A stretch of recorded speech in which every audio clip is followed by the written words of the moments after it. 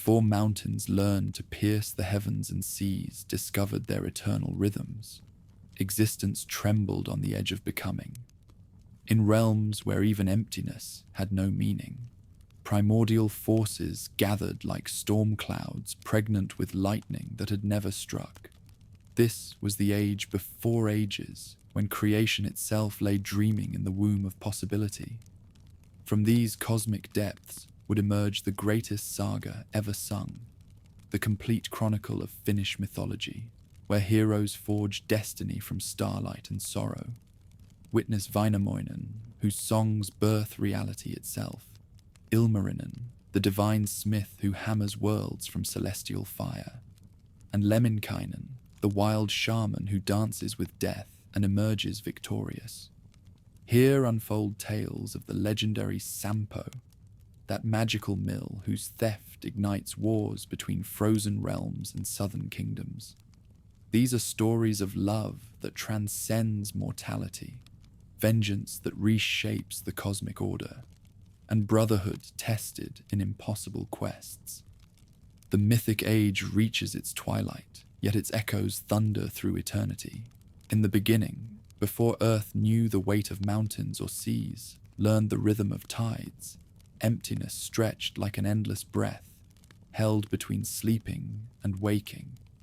No word existed to name this void, for words themselves lay dormant in the throat of creation, waiting for the first singer to give them voice. Here, in this realm, where neither light nor darkness held meaning, the cosmos gestated in perfect, terrible silence. The primeval depths moved without wind to stir them, vast beyond the dreams of future navigators. These were not waters, as mortals would know them. No salt tang, no foam against shores yet to be born. Instead, they flowed like liquid starlight, heavy with possibilities that pressed against the boundaries of nothingness, like seeds swelling in spring earth. Through these infinite deeps moved Ilmatar, the maiden of the air, her form shifting between substance and spirit as she wandered through eternities. Neither young nor old, for age had no meaning, where time itself remained unborn. She embodied the longing of existence for form, the ache of potential seeking expression. 700 years she floated thus, her mind turning over thoughts that had no names, watching patterns in the primordial sea that revealed mysteries she alone could perceive. Weariness finally drove her to seek rest upon the flowing expanse, her body becoming both vessel and sea. As she floated, the elemental currents cradled her with a gentleness that would later inspire every mother's touch, every lover's caress, every healer's hand laid upon fevered brow. From beyond the edges of the possible came a wanderer whose form shifted between the recognizable and the impossible. This was Luonatar's duck, though to call it merely a duck would be like calling the sun merely a light.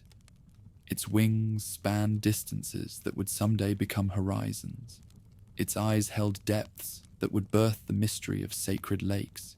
Its voice carried melodies that sleeping seeds of future music would remember in their dreams. The duck circled 7 times above Ilmatar's floating form, each circuit drawing tighter the spiral of fate that would bind chaos into cosmos. When it alighted upon her raised knee, the contact sent tremors through the fundamental structure of existence, preparing the void for transformations that would shatter the eternal quiet. 7 eggs the duck laid upon that living altar, 7 ovoids that contained within their fragile shells the blueprints of everything that would ever be. Not ordinary eggs these, but celestial vessels whose shells gleamed with colors that had no names, because rainbows had not yet been born. Each egg pulsed with its own rhythm, creating harmonies that wove themselves into the music that would later guide the spheres in their eternal dance. 6 eggs of liquid silver, containing the cold fire that would become stars, the paths that comets would follow, the dreams that would fill the spaces between worlds. The seventh egg bore different markings, swirls of copper and gold that suggested the warm blood of living things, the glow of hearth fires on winter nights, the precious metals that would tempt kings to madness. As the duck settled into brooding stillness, warmth began to build where warmth had never existed. The heat that emanated from those divine eggs penetrated Ilmatar's flesh, traveled through her bones, and set her very soul aflame with sensation. The burning grew beyond bearing, as if the core of every star that would ever shine had awakened within her knee. She jerked involuntarily, that first movement in a universe that had known only the slow drift of eternity. The eggs tumbled from their perch, falling through liquid depths that suddenly learned gravity, crashing into abyssal spaces that echoed with the first sound of breaking since silence began its reign. Each shattered shell became a building block of reality. The upper halves became the vault of heaven, that blue dome under which all future dramas would unfold. The lower halves settled into foundations, creating the solid earth. The yolks became the sun that would warm the faces of unborn children, and the moon that would silver the paths of lovers yet to meet. From the white, scattered like powdered stars came the constellations, those patterns that would guide lost travelers home and inspire poets to weave myths around their cold beauty. The fragments that caught between earth and heaven became clouds, learning their first lessons in gathering and releasing, in holding light and casting shadow. But creation demanded more than structure. It required intention, the guiding intelligence that would shape raw possibility into meaningful form. This wisdom lay sleeping in the womb of Ilmatar herself, gestating through centuries of solitude. As the universal architecture settled into its eternal patterns, she felt the stirring of new life within her, the awakening of the one who would complete what the broken eggs had begun. The child that grew within her was unlike any offspring that would follow. Born already ancient with the accumulated wisdom of the void, he possessed knowledge that predated existence itself. His birth cries would be the first songs, his first words, the incantations that would teach stones their names and show streams their proper courses. This was Wainamoinen, the eternal sage, emerging into a realm that awaited his voice to call it fully into being. 7 centuries more passed as he gestated in that divine womb, gathering strength and wisdom for the tremendous labor that awaited him. When birth pangs finally seized Ilmatar, they shook the foundations of the newly formed earth. Mountains trembled in sympathy, rivers paused in their courses, and the aurora borealis painted itself across the northern sky for the first time, celebrating the coming of creation's first child. Wainamoinen emerged not as an infant, but as a man already marked by eternity, his beard white with the wisdom of ages, his eyes deep with the memory of the void from which he came. His first breath drew in the essence of the new world, tasting air that had never filled lungs before, learning the flavor of existence that he would spend his immortal life exploring and shaping. Yet his birth brought him not to solid ground, but to the restless embrace of the flowing expanse. For 7 more years, he floated upon its surface, contemplating the raw materials that surrounded him. This was his apprenticeship in creation, his chance to understand the nature of the elements he would soon be called to command. The liquid realm taught him fluidity and adaptation. The sky showed him the beauty of limitless space. The distant earth whispered to him of the potential that lay locked in soil and stone. During this floating meditation, the 3 realms of existence established their eternal hierarchy around him. Above stretched Kalevala, the upper world where light held dominion and celestial forces danced their appointed rounds. Here dwelt the powers that governed day and night, the entities that commanded weather and season. the spiritual forces that would later inspire mortals to raise their eyes toward heaven in prayer. Below lay Tuonela, the underworld where shadows gathered and the mysteries of death awaited their first visitors. Not yet the grim realm it would become when sorrow entered the world. Tuonela existed in these early days as a place of profound quiet, a necessary balance to the brightness above. Here dwelt the powers that governed transition and transformation, the forces that would teach mortals the value of each moment by ensuring that no moment could last forever. Between these realms lay Kalevala, the middle world that would become the stage for all the dramas yet to unfold. Here, earth and liquid mingled in combinations that would nurture life, where air currents would carry the songs of birds not yet born, where seasons would learn their ancient dance of death and renewal. Connecting all three realms stood the world tree, vast beyond any scale that would ever be devised, pulsing with life that flowed between the worlds like blood through divine veins. Its roots delved deep into Tuonela's mysteries. Its trunk rose through Kalevala, with the majesty of a column supporting existence itself, and its crown spread through Paivola, like a canopy, vast enough to shelter all the stars. The flowing element revealed its sacred nature as the primordial source from which all life would spring. Not merely the physical substance that would later fill lakes and rivers, but the spiritual essence that connected all things in an invisible network of relationship. Every drop contained within it the memory of the primordial ocean from which it came. The potential to support life in forms that imagination had not yet dared to conceive. As Wainamoinen floated upon these elemental currents, feeling their stories seep into his consciousness, he began to understand his role as creation's first shaman.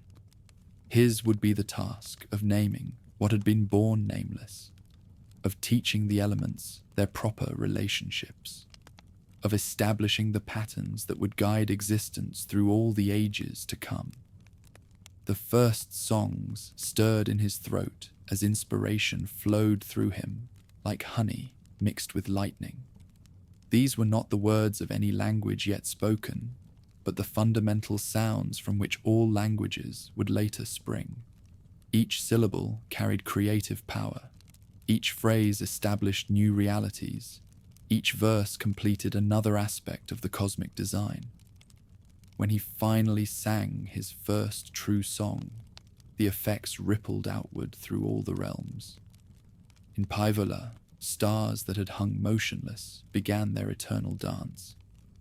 In Tuonela, shadows found their proper places in the pattern of darkness that balanced the light above. In Kalevala, flowing streams suddenly knew their courses. Earth felt the first stirrings of life within its depths. The song called forth the winds from their hiding places, teaching them the paths they would follow through all the seasons to come. Mountains rose at his command, thrust up from the earth's depths by forces his voice awakened. Valleys carved themselves between the peaks, creating sheltered spaces where life could take root and flourish. Forests began to sprout from seeds that his song scattered like blessings across the newly formed earth. Each tree species learned its own nature. The mighty oak that would become the symbol of strength. The graceful birch that would provide bark for the first written words. The towering pine that would sing bass notes in the wind's symphony. Animals emerged from the dreams that life had dreamed during its long gestation. The bear, mightiest of all creatures, would become the symbol of primitive strength and shamanic power.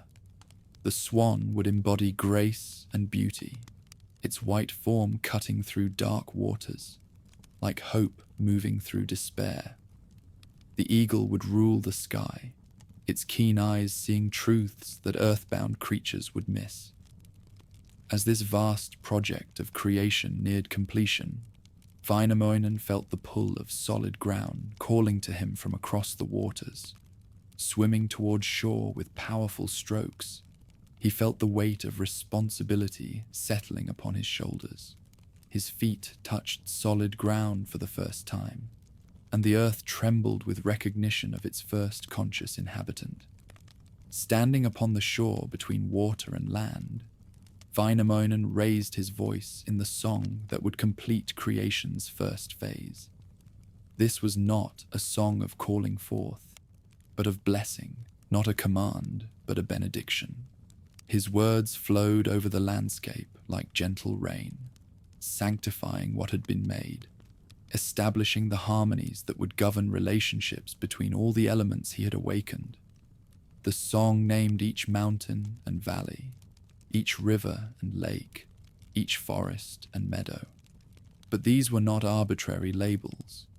These were true names that captured the essential nature of each place, words that would hold power as long as the world endured. Sacred sites emerged where his song fell with particular intensity, places where the boundary between realms grew thin, and mortals would later come to seek visions and guidance. As the blessing song drew to its close, creation settled into the patterns that would guide its development through all the ages to come. The cosmic architecture was complete, the fundamental relationships established, the stage set for the dramas that would follow. Stars wheeled overhead in their newly established patterns, each one a promise of stories yet to be told.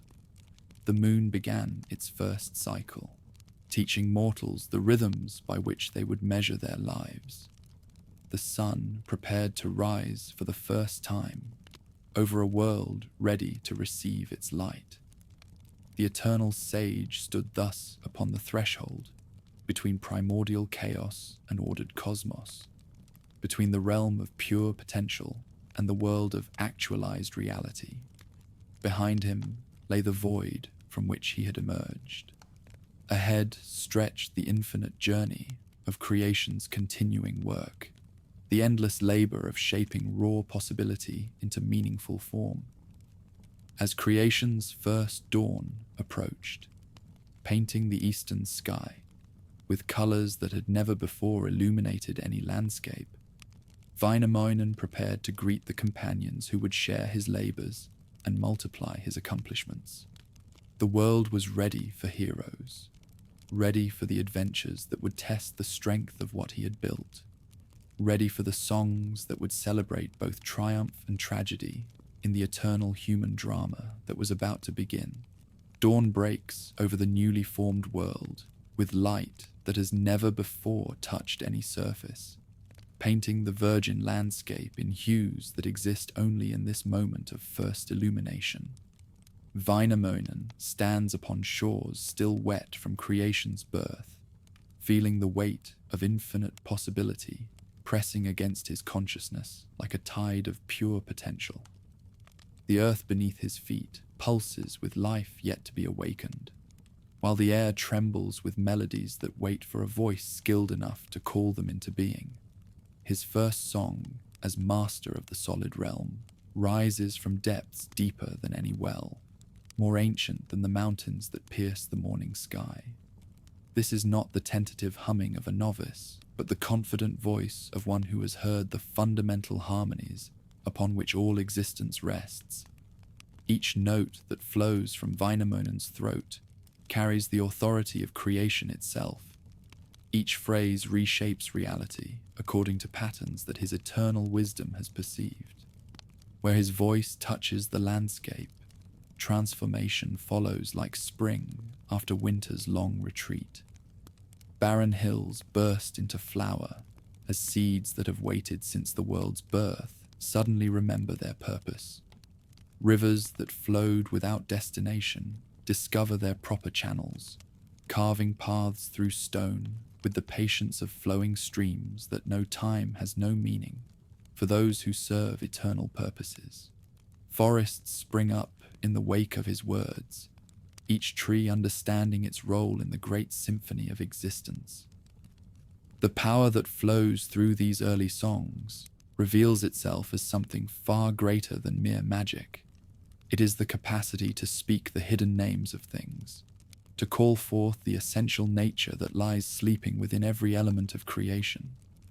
This is the ancient art of the Tia-Taija, the knowing one, whose voice can reshape reality, because it speaks with the authority of one who has witnessed the birth of all that is. When Wainamoinen names a stone, that stone remembers what it truly is, and becomes more itself than it was before. When he calls to the wind responds not as servant to master, but as student to teacher, eager to learn the part it must play in the continuing work of creation. Years pass in this labor of awakening, each season bringing new marvels as Wainamoinen explores the limits of what voice and will can accomplish.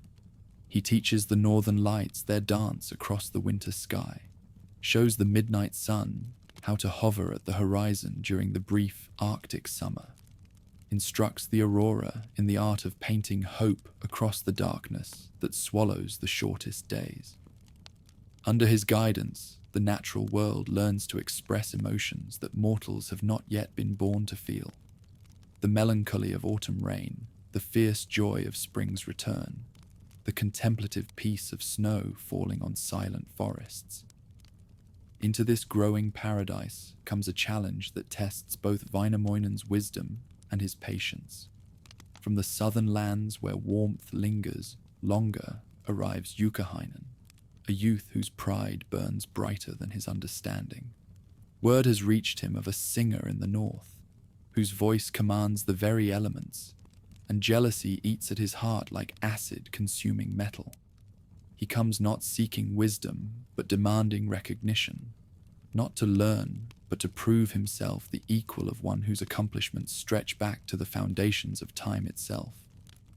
The young challenger strides across the threshold of Wainamoinen's domain, with the confidence of one who has never met a problem his wit could not solve, or his strength could not overcome. His horses prance with the same arrogance that fills their master's breast, their harnesses jingling with ornaments that speak of wealth accumulated through cleverness rather than wisdom. Behind Youkahainen follows a retinue of admirers, whose flattery has convinced him that talent untested by true trial represents mastery worthy of legendary status.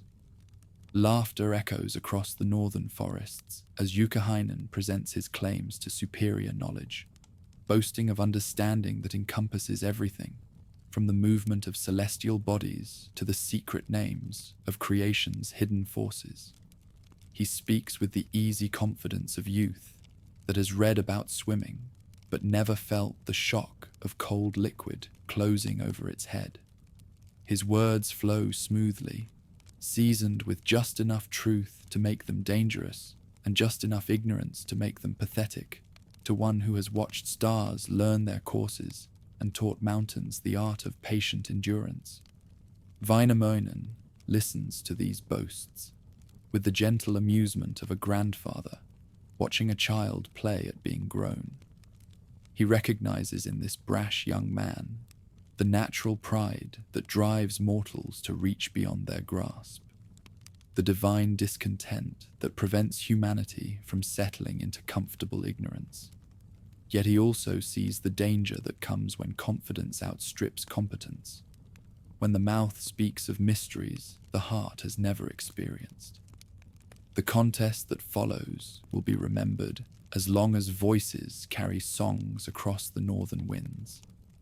Youkahainen begins with riddles he believes no one can answer, speaking of the creation of the world as if he had been present when the eggs first cracked and released their treasures.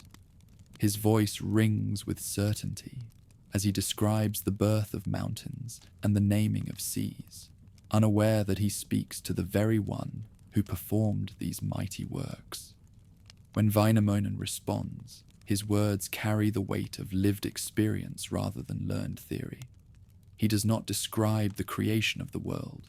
He recalls it, speaking with the intimate knowledge of one who held the broken shells in his hands and felt the heat of the primal fires as they kindled the first dawn. His voice grows in power as memories flood back, each phrase drawing on wells of experience deeper than any mortal mind could fathom. The true nature of the contest becomes clear as Wainamoinen's voice begins to work its transformation upon reality itself. This is not a battle of words, but a demonstration of the fundamental difference between knowledge gained from books and wisdom earned through participation in the very processes that shape existence. Youkahainen's confident assertions crumble like sandcastles before an incoming tide, as Wainamoinen's song reveals the poverty of second-hand understanding when confronted by genuine authority. Terror replaces arrogance in the young man's eyes, as he feels the solid ground beneath his feet begin to soften and shift.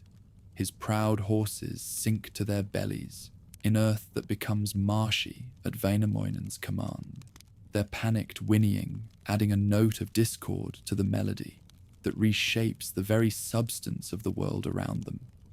The sleigh that carried Youkahainen northward with such style transforms into driftwood floating on streams that spring from nowhere to claim dominion over what had been dry land. Desperate now, Youkahainen offers treasures beyond counting. Gold that could buy kingdoms, silver worked by master craftsmen into objects of surpassing beauty, weapons forged with skills passed down through generations of smiths who understood the secret sympathies between metal and fire. Yet these material bribes cannot purchase safety from a power that operates on levels where worldly wealth holds no meaning. Wainamoinen's song continues its inexorable work, drawing the challenger deeper into the bog that his own pride has created. Only when the murky liquid reaches his chin does wisdom finally penetrate Youkahainen's consciousness. In that moment of extremity, when death stares him in the face with the patient indifference of natural law, he remembers what his arrogance had made him forget, that he possesses something more precious than gold, more beautiful than crafted silver.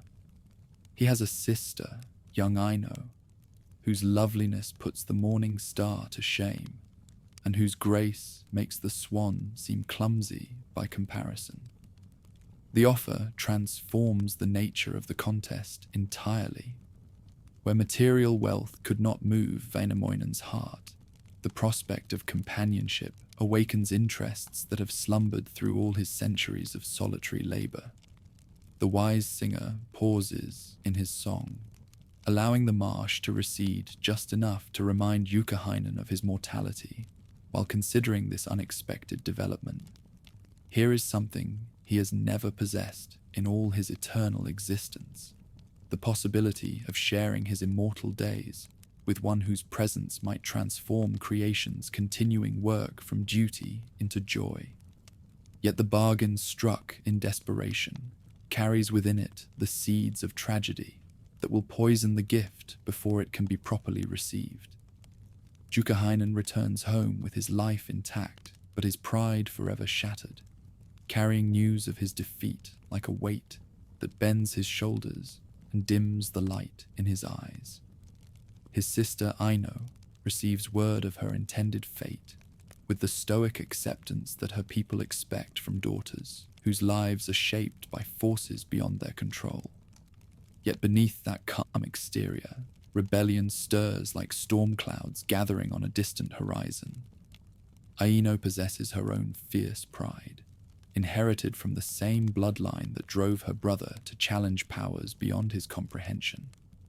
She sees clearly the difference between a marriage born of love and mutual attraction and a bargain struck to save a life endangered by foolish arrogance. The thought of becoming merely a prize to be claimed by ancient authority, no matter how powerful or wise, awakens in her heart a resistance that grows stronger with each passing day. When she encounters Wainamoinen by chance in the forest, where she gathers berries for her mother's table, the meeting reveals the impossible chasm that separates their natures. The eternal singer appears to her as aged beyond her ability to comprehend, his white beard and time-deepened eyes speaking of centuries that stretch back before her people's people were born. To him, she represents youth and beauty that could bring freshness to existence grown stale through too much solitary contemplation. The gifts he offers, golden ornaments that catch and hold sunlight like captured fire, silver jewelry worked with skill that surpasses any craft known to mortal hands, speak of wealth beyond her wildest dreams and power beyond her darkest fears. Yet they also speak of a fundamental misunderstanding of what moves the human heart. Aino sees in these treasures not tokens of affection, but symbols of the vast gulf that separates the eternal from the temporal, the divine from the human. Her refusal cuts through Wainamoinen's confidence like a blade forged from winter wind and tempered in the tears of disappointed hope. She tears the ornaments from her hair and throws them at his feet, proclaiming that she would rather die as herself than live as the possession of another, no matter how exalted his status or how great his accomplishments.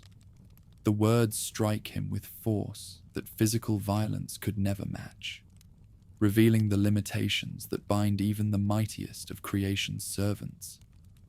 True to her fierce declaration, Aino chooses death over surrender when escape seems impossible and compromise appears to be her only alternative.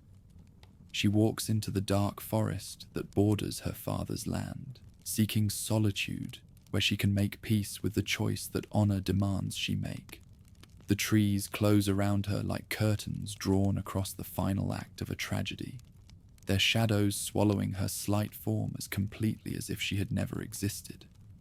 At the edge of a lake, whose liquid surface mirrors the grey sky of her despair, she sees her reflection for the last time and finds it beautiful.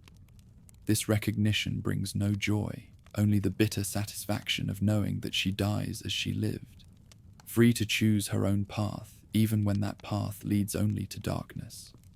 The depths that claim her body become her monument, carrying her story to distant shores where other young women will hear in the lake's voice an echo of their own struggles against forces that would reduce them to pawns in games they never chose to play. Wainamoinen learns of her fate through the songs of sorrow that rise from every grove and glade where she once walked.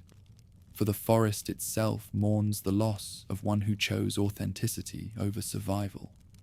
The weight of responsibility for this tragedy settles upon his shoulders, like a cloak woven from guilt and regret, teaching him harsh lessons about the difference between power and wisdom, between commanding elements and understanding hearts. As grief settles in, Wainamoinen looks for peace in the steady hum of creation's unfolding. His voice turns to calling forth new wonders, new companions who might fill the emptiness that Aino's rejection has carved in his heart. From deep caves where patience has accumulated like sedimentary rock comes Ilmarinen, the divine smith whose mastery over fire and metal equals Wainamoinen's dominion over word and song. Where he shapes reality through voice and intention, Ilmarinen transforms it through hammer and forge, through the ancient alchemy that turns raw ore into useful tool and base metal into precious artifact.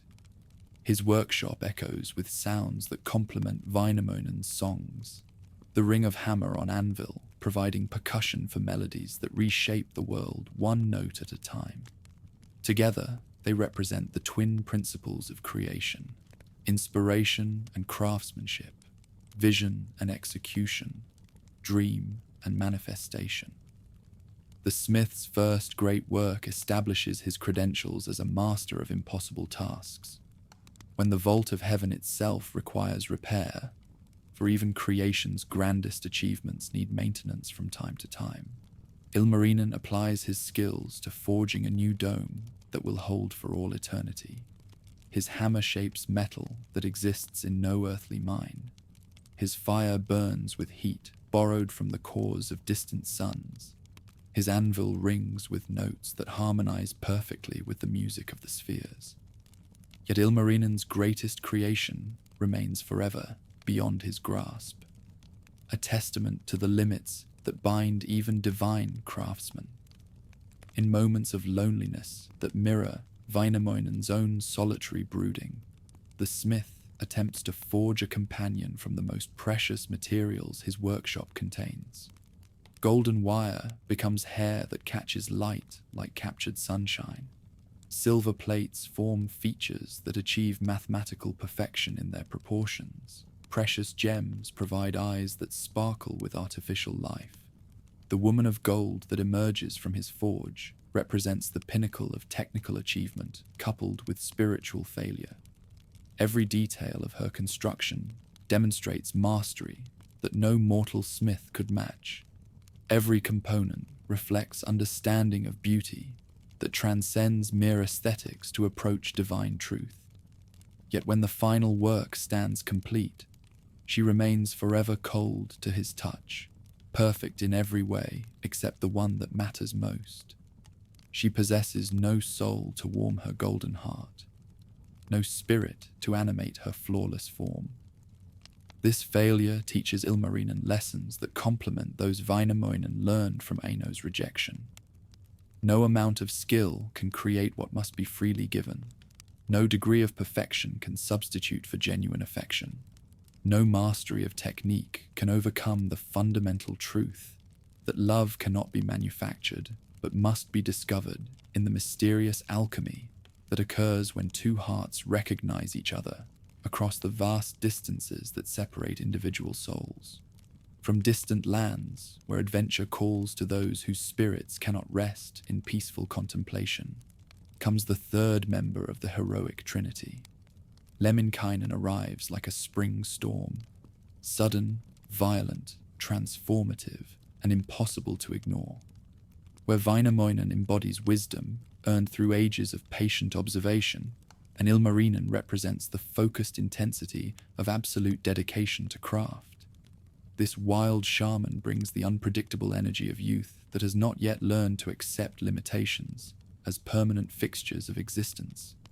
Handsome beyond the dreams of mortal women, skilled in magic that operates through charm and audacity rather than ancient wisdom, blessed with courage that exceeds his judgment by margins that terrify those who care about his welfare, Lemminkainen embodies the aspect of human nature that refuses to accept that some things cannot be accomplished through sufficient determination and creative recklessness. His mother watches his adventures with the constant anxiety of one who loves someone whose greatest strength is also his most dangerous weakness. The protective charms she weaves into his hair represent more than maternal concern. They embody sophisticated understanding of the symbiotic relationship between blood and spirit that allows families to share strength across distances that would defeat ordinary communication. Each strand carries part of her life force, creating channels through which her consciousness can monitor his welfare, and her power can intervene when his own resources prove insufficient to the challenges he creates for himself. Death comes for Lemminkainen, as it comes for all who push the boundaries of the possible beyond their breaking point. In the dark realm of Tuonela, where shadows gather and the living tread at their mortal peril, he overreaches himself one final time. The ferryman who guards the crossing between life and death shows no mercy to those who arrive before their appointed time, and Lemminkainen's body feeds the black river that flows through the heart of the underworld.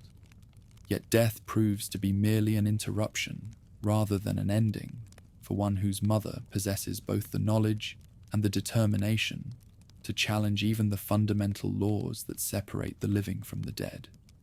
When the warning signs tell her of his fate, she sets out on a quest that will test every skill she has acquired through decades of protective vigilance and every technique she has learned for manipulating the forces that most mortals accept as immutable.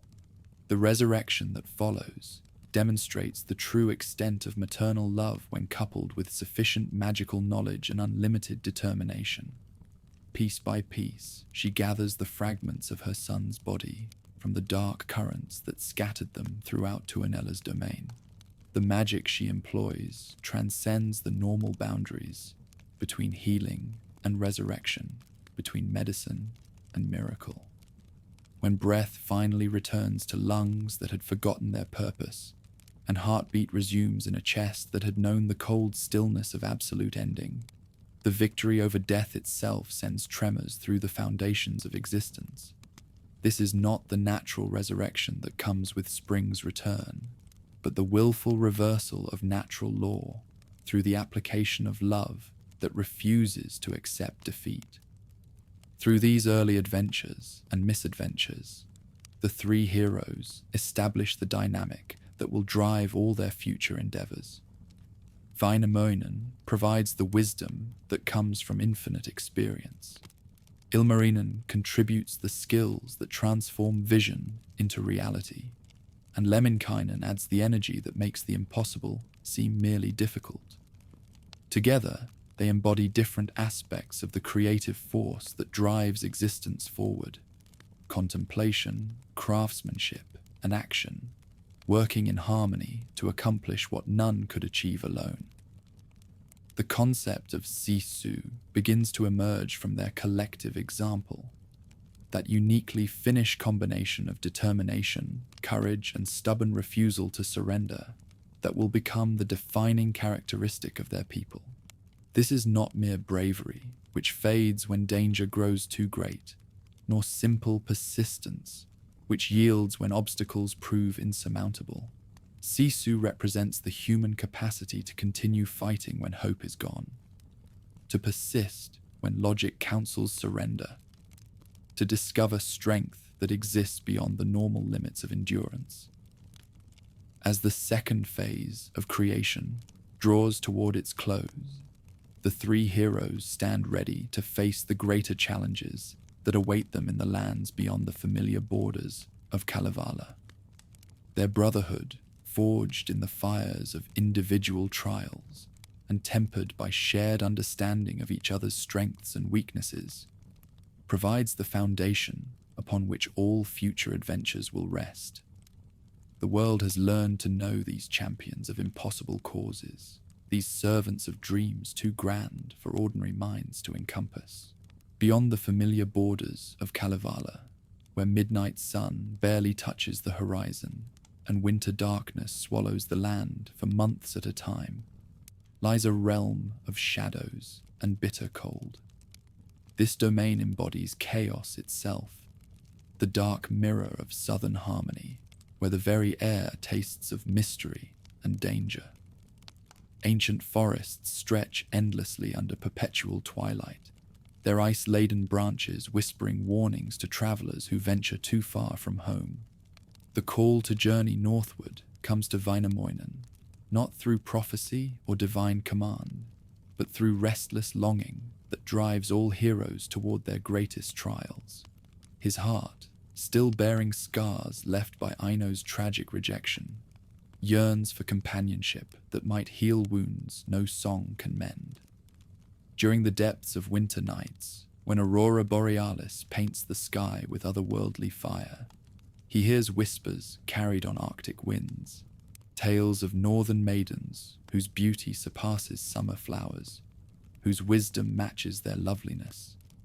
Across frozen wastes stretches the path that leads to adventure beyond imagination. The eternal singer's sleigh cuts through snowdrifts deep enough to swallow houses, pulled by horses whose breath creates clouds that freeze before touching the ground.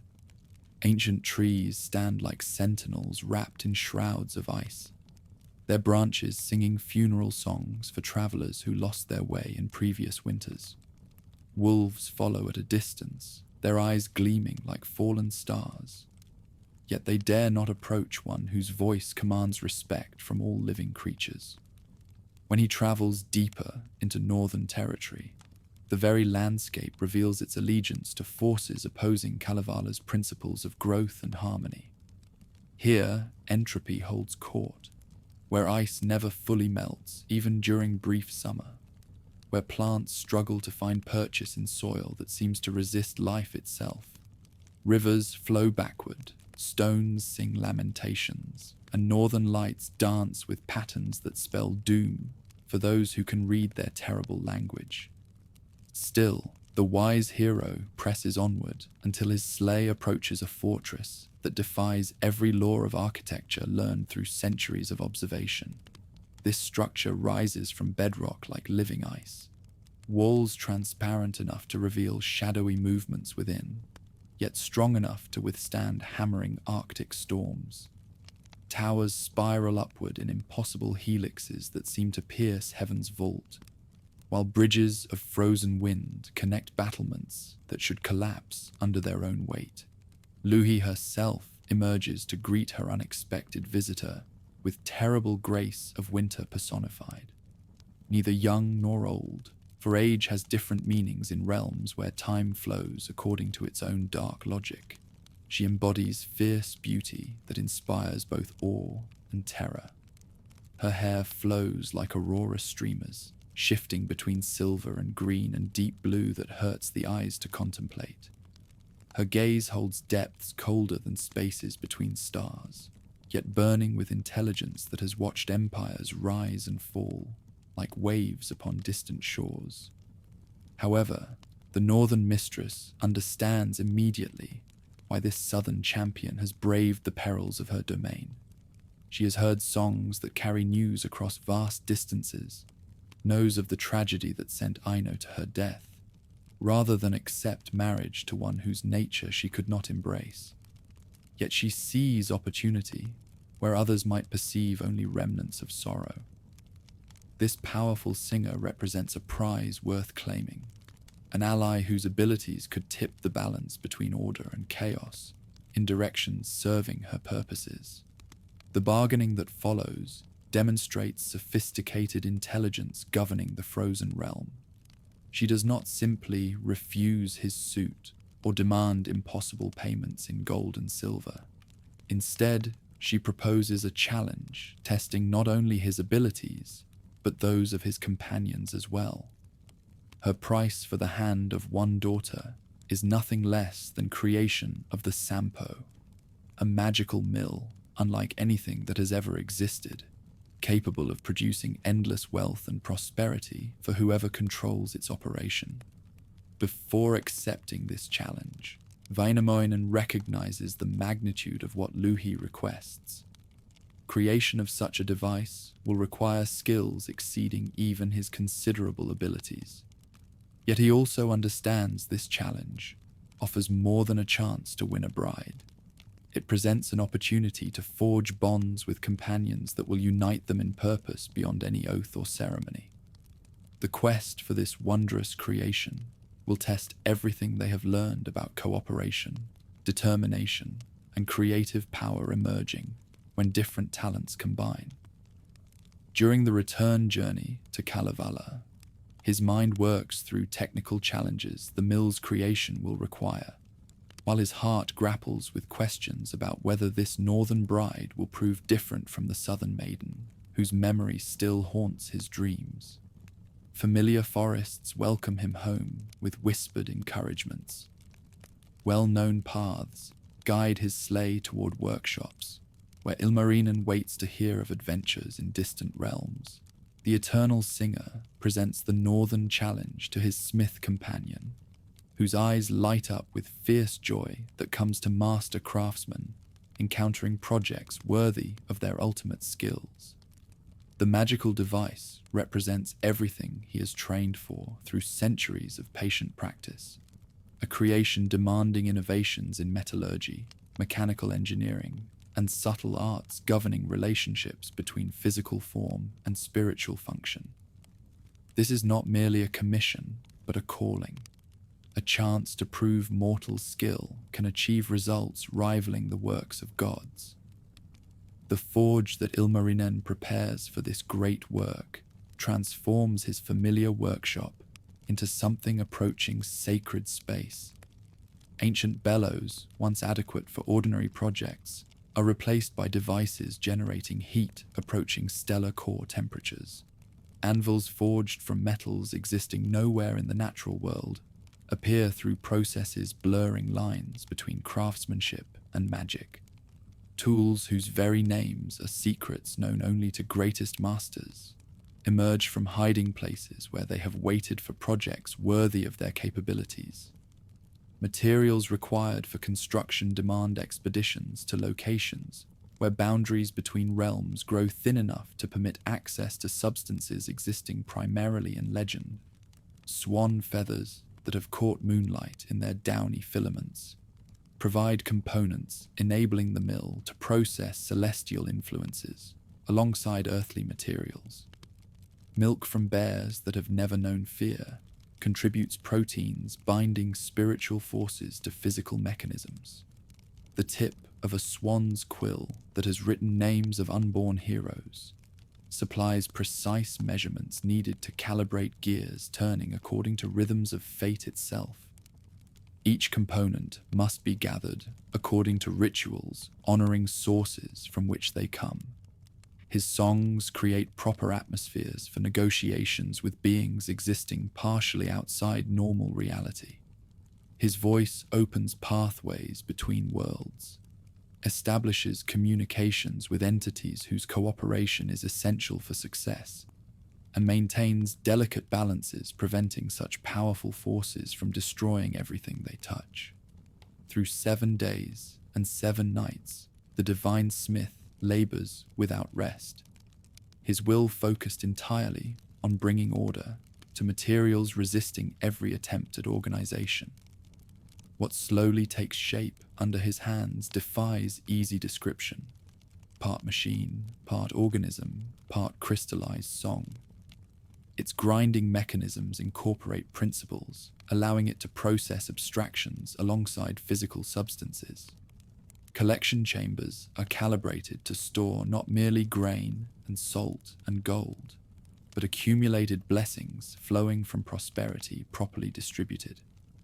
After the work reaches completion, this masterpiece stands revealed as validation of every hour spent perfecting the craft.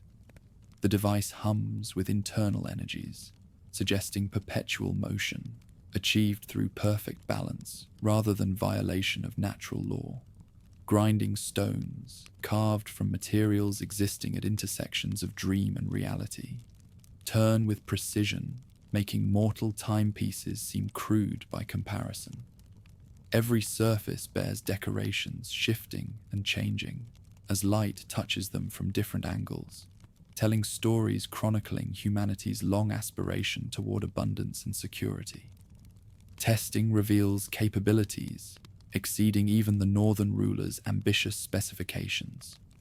Grain flows from chambers in quantities sufficient to feed entire populations, each kernel perfect in development and carrying concentrated nutrition, sustaining life through harshest famines.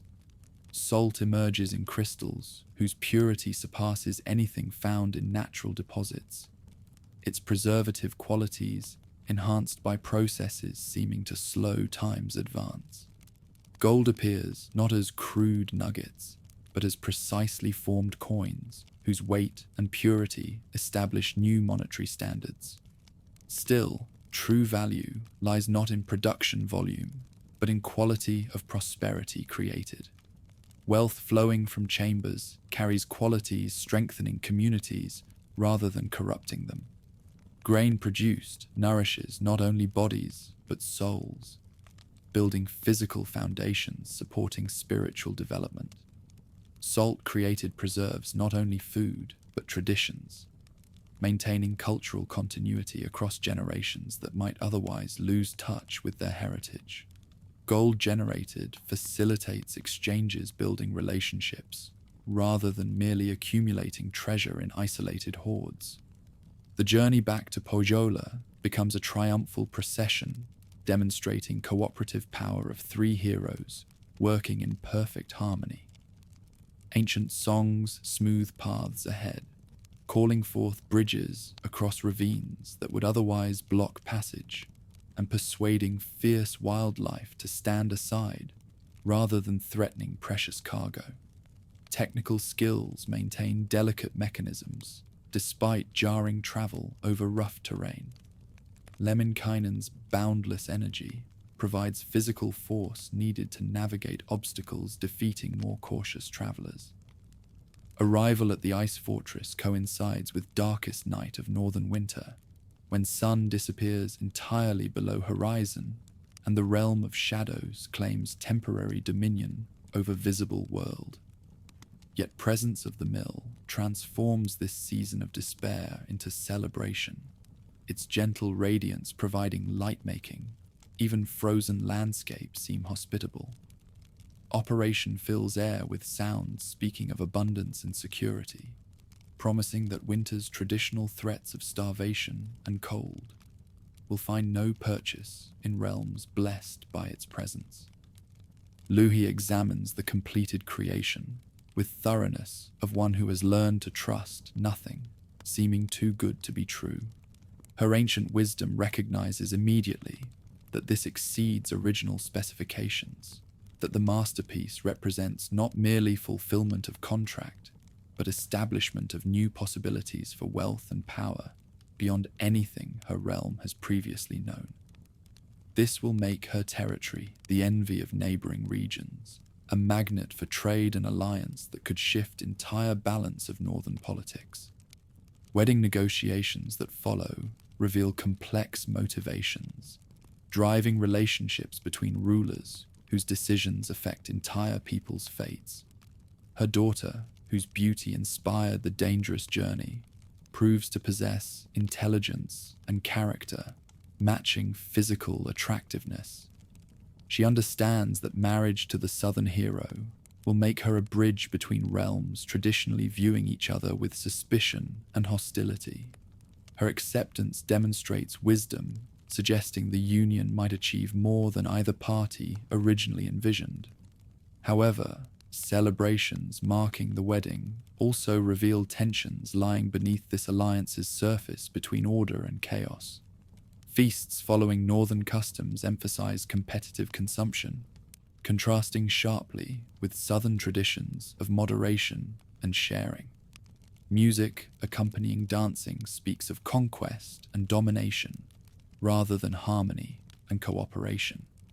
Even gifts exchanged between families carry subtle messages about power relationships and future expectations, suggesting this union will require careful maintenance to prevent becoming a source of conflict rather than cooperation. Installation in the treasury creates illusion of permanent prosperity for the northern realm, yet it also establishes foundations for future strife. Productive capacity makes territory wealthy beyond traditional dreams, but wealth without wisdom often becomes a curse, destroying what it was meant to preserve. Abundance flowing from chambers attracts attention from distant kingdoms, whose envy may prove more dangerous than their previous indifference. Before long, presence in the frozen domain creates imbalance affecting entire regional spiritual ecology.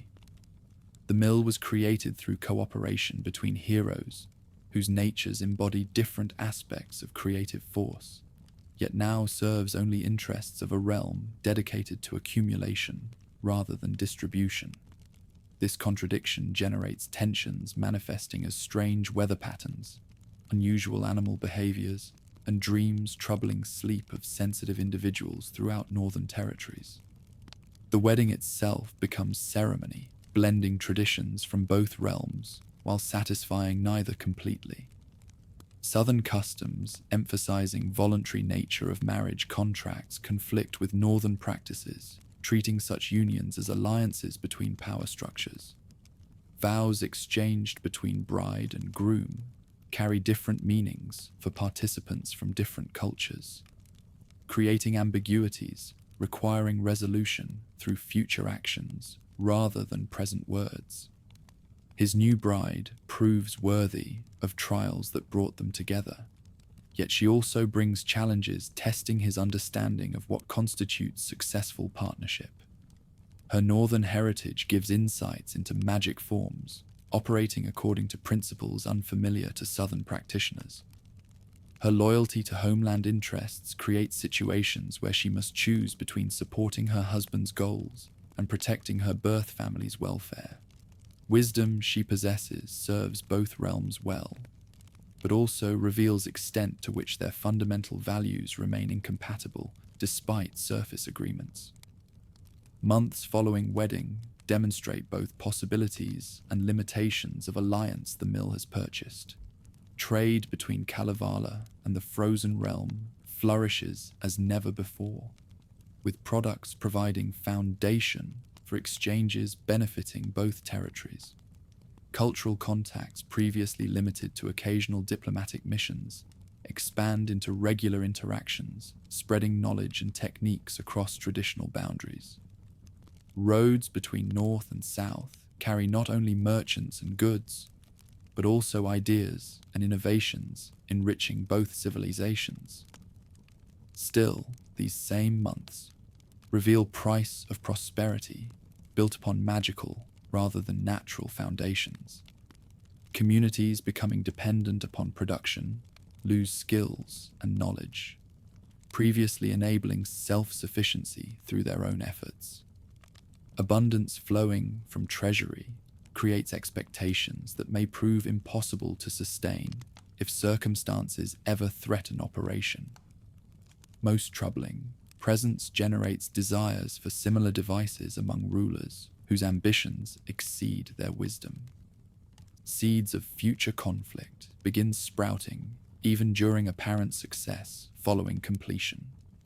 Her possession of such unprecedented wealth awakens ambitions extending far beyond traditional boundaries of influence. Her advisors whisper of opportunities to expand dominion southward, using resources to fund military adventures that could reshape entire regional balance. Same abundance meant to ensure peace begins generating dreams of conquest, threatening to undo everything the alliance was intended to achieve. Wainamoinen watches these developments with growing concern, recognizing patterns suggesting his greatest triumph may become source of most dangerous challenges. The creation represents successful cooperation of three heroes, yet its current location prevents them from maintaining collaborative relationship that made construction possible. The mill belongs to the Northern Realm now, subject to her will rather than balanced judgment that guided its creation. This separation of creative achievement from creative wisdom violates principles governing healthy operation of such powerful devices.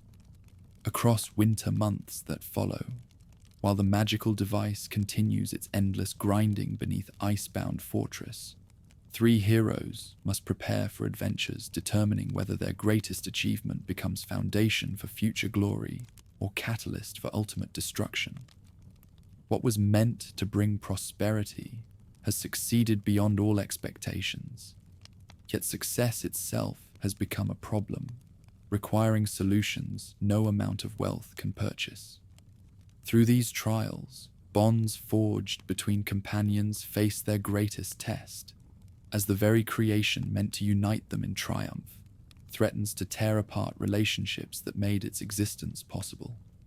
The quest has reached its conclusion, but the story it began continues unfolding with consequences none of its protagonists could have foreseen. In distant lands, where sorrow takes root like poison ivy, strangling ancient oaks, a tale unfolds that will shake the foundations of both mortal and divine realms. Far from the celebrations marking new alliances between North and South, darkness gathers around a figure whose very existence embodies the cruel mockery that fate sometimes makes of noble bloodlines. This is the story of one born under cursed stars, whose life becomes a testament to how injustice, when left to fester, transforms innocent hearts into instruments of terrible vengeance. The cursed youth, known as Kullervo, emerges into a world that greets his birth, not with joy, but with the bitter recognition that old sins have come to claim their due, his father's enemies, their memories long and their hatred patient as winter ice. See in this newborn child an opportunity to balance scales that have been weighted against them for generations. What follows is not mere slavery, but a calculated campaign to destroy a soul through systematic humiliation and abuse that would break lesser spirits entirely. Grieving mothers throughout the land will later sing lamentations for this child who grows to manhood knowing only cruelty where others experience love, only commands where others hear guidance, only the lash where others feel gentle hands.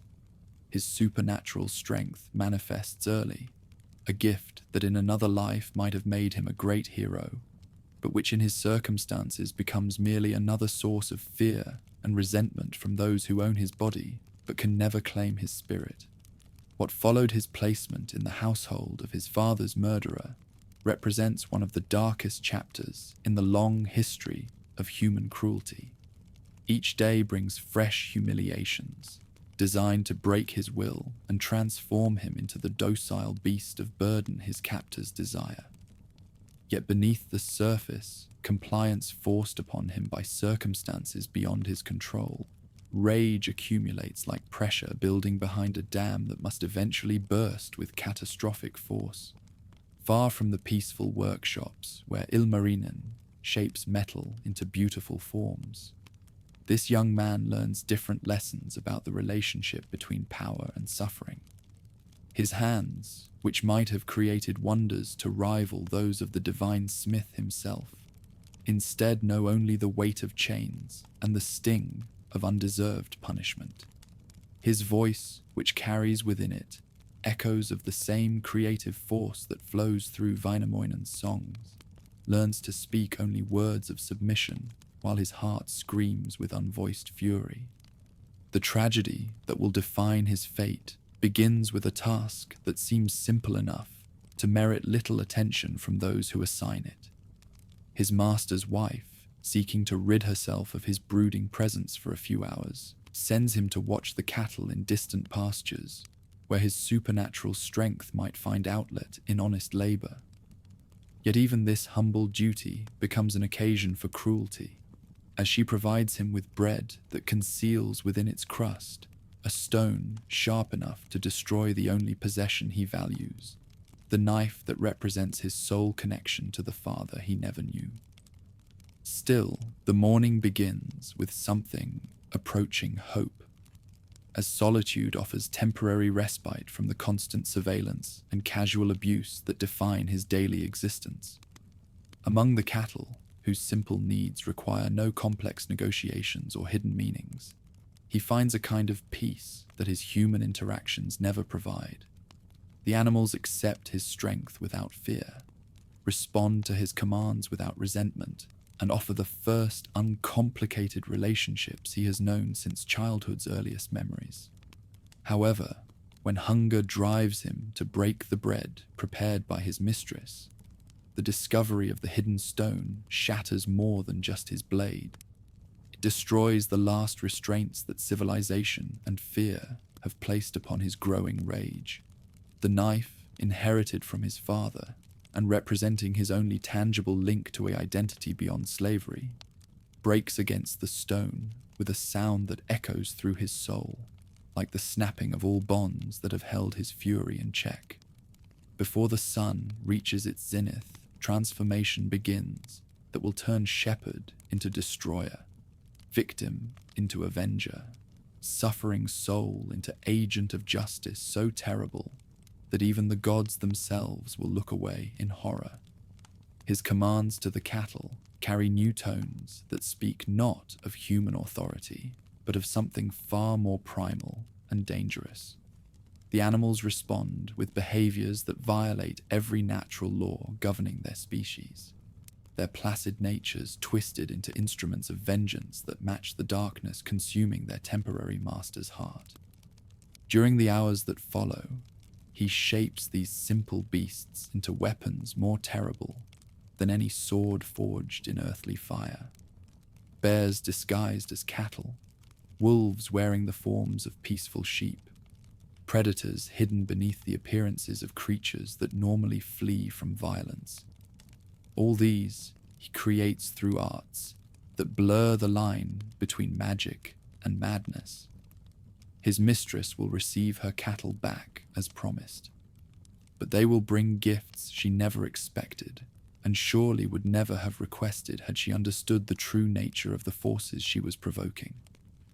Through these dark preparations, the cursed youth experiences for the first time the intoxicating pleasure of possessing power over those who have wronged him.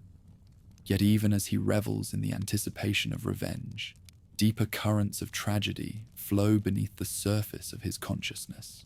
The very act of transformation that enables his vengeance also completes his own metamorphosis from victim to monster, from one deserving of pity to one who must be feared and ultimately destroyed. After the cattle return to their familiar pastures and his mistress approaches to complete her routine inspection, events unfold with the inexorable logic of natural disasters. Her death, torn apart by creatures she believed harmless, marks not the end of his suffering, but the beginning of a new chapter in which he discovers that revenge, however sweet its initial taste, leaves the soul hungrier than before. Each act of violence demands another. Each moment of triumph reveals new depths of emptiness that can never be filled by external destruction alone. This tragedy marks the beginning of a pattern that will repeat itself throughout his brief and terrible life. Those who wrong him suffer fates that exceed their crimes in both creativity and horror. Yet each victory leaves him more isolated, more desperately alone, more convinced that the entire world conspires against his happiness.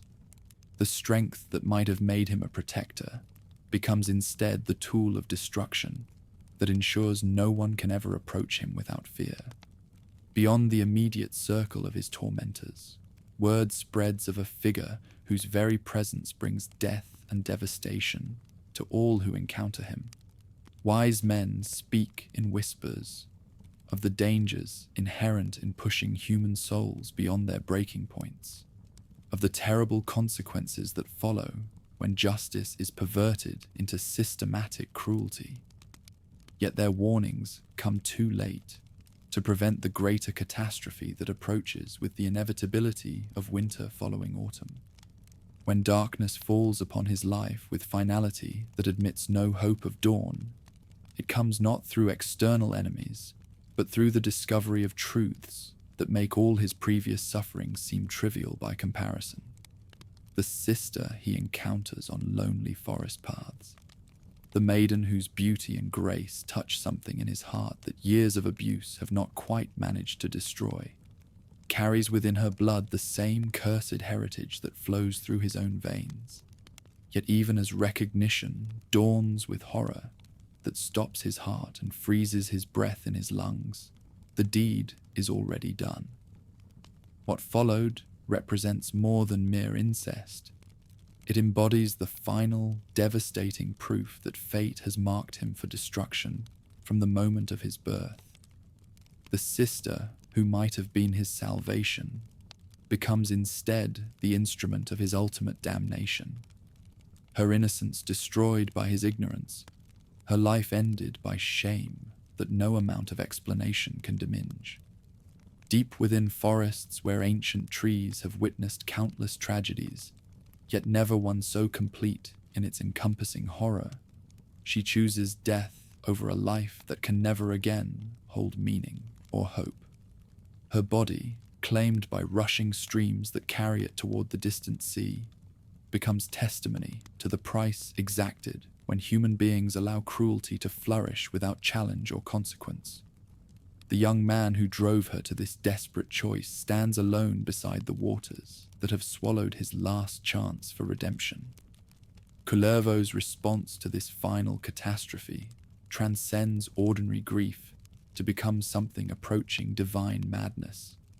His rage, no longer focused on specific enemies, but extending to encompass existence itself, manifests in acts of destruction that spare neither innocent nor guilty, neither human nor animal, neither sacred nor profane. Villages disappear beneath his fury like morning mist before a hurricane, their inhabitants scattered to winds that carry the stench of smoke and death across vast distances. Among the ruins he creates through these campaigns of vengeance, one target draws his attention with magnetic force that overwhelms all other considerations. The family estate where his father once lived and died, now occupied by those who orchestrated both his enslavement and his father's murder, represents the symbolic heart of all his sufferings. Here, if anywhere, he might find the satisfaction that has eluded him through all his previous victories over lesser enemies. Still, when he finally stands before the gates that once welcomed his father home from distant travels, the young man discovers that revenge, however complete, cannot restore what has been lost or heal wounds that have scarred his soul beyond recognition. The deaths of his enemies bring no peace, only the hollow realization that hatred, once allowed to consume a human heart entirely, leaves nothing behind but ashes and the bitter taste of emptiness. However, the cursed youth possesses one more act to perform before his tragedy reaches its inevitable conclusion. The sword that serves as his constant companion, witness to all his crimes and partner in all his destructions, speaks to him with voice that cuts through the madness clouding his judgment. This blade, forged with skills that rival those of divine smiths, carries within its steel the memory of every life it has taken and every drop of blood it has shed. Before the final moment arrives, the weapon offers testimony that encompasses the full scope of his life's meaning. Its words, spoken with the authority of one who has shared every step of his journey from innocence to damnation, provide the judgment that no human court could render.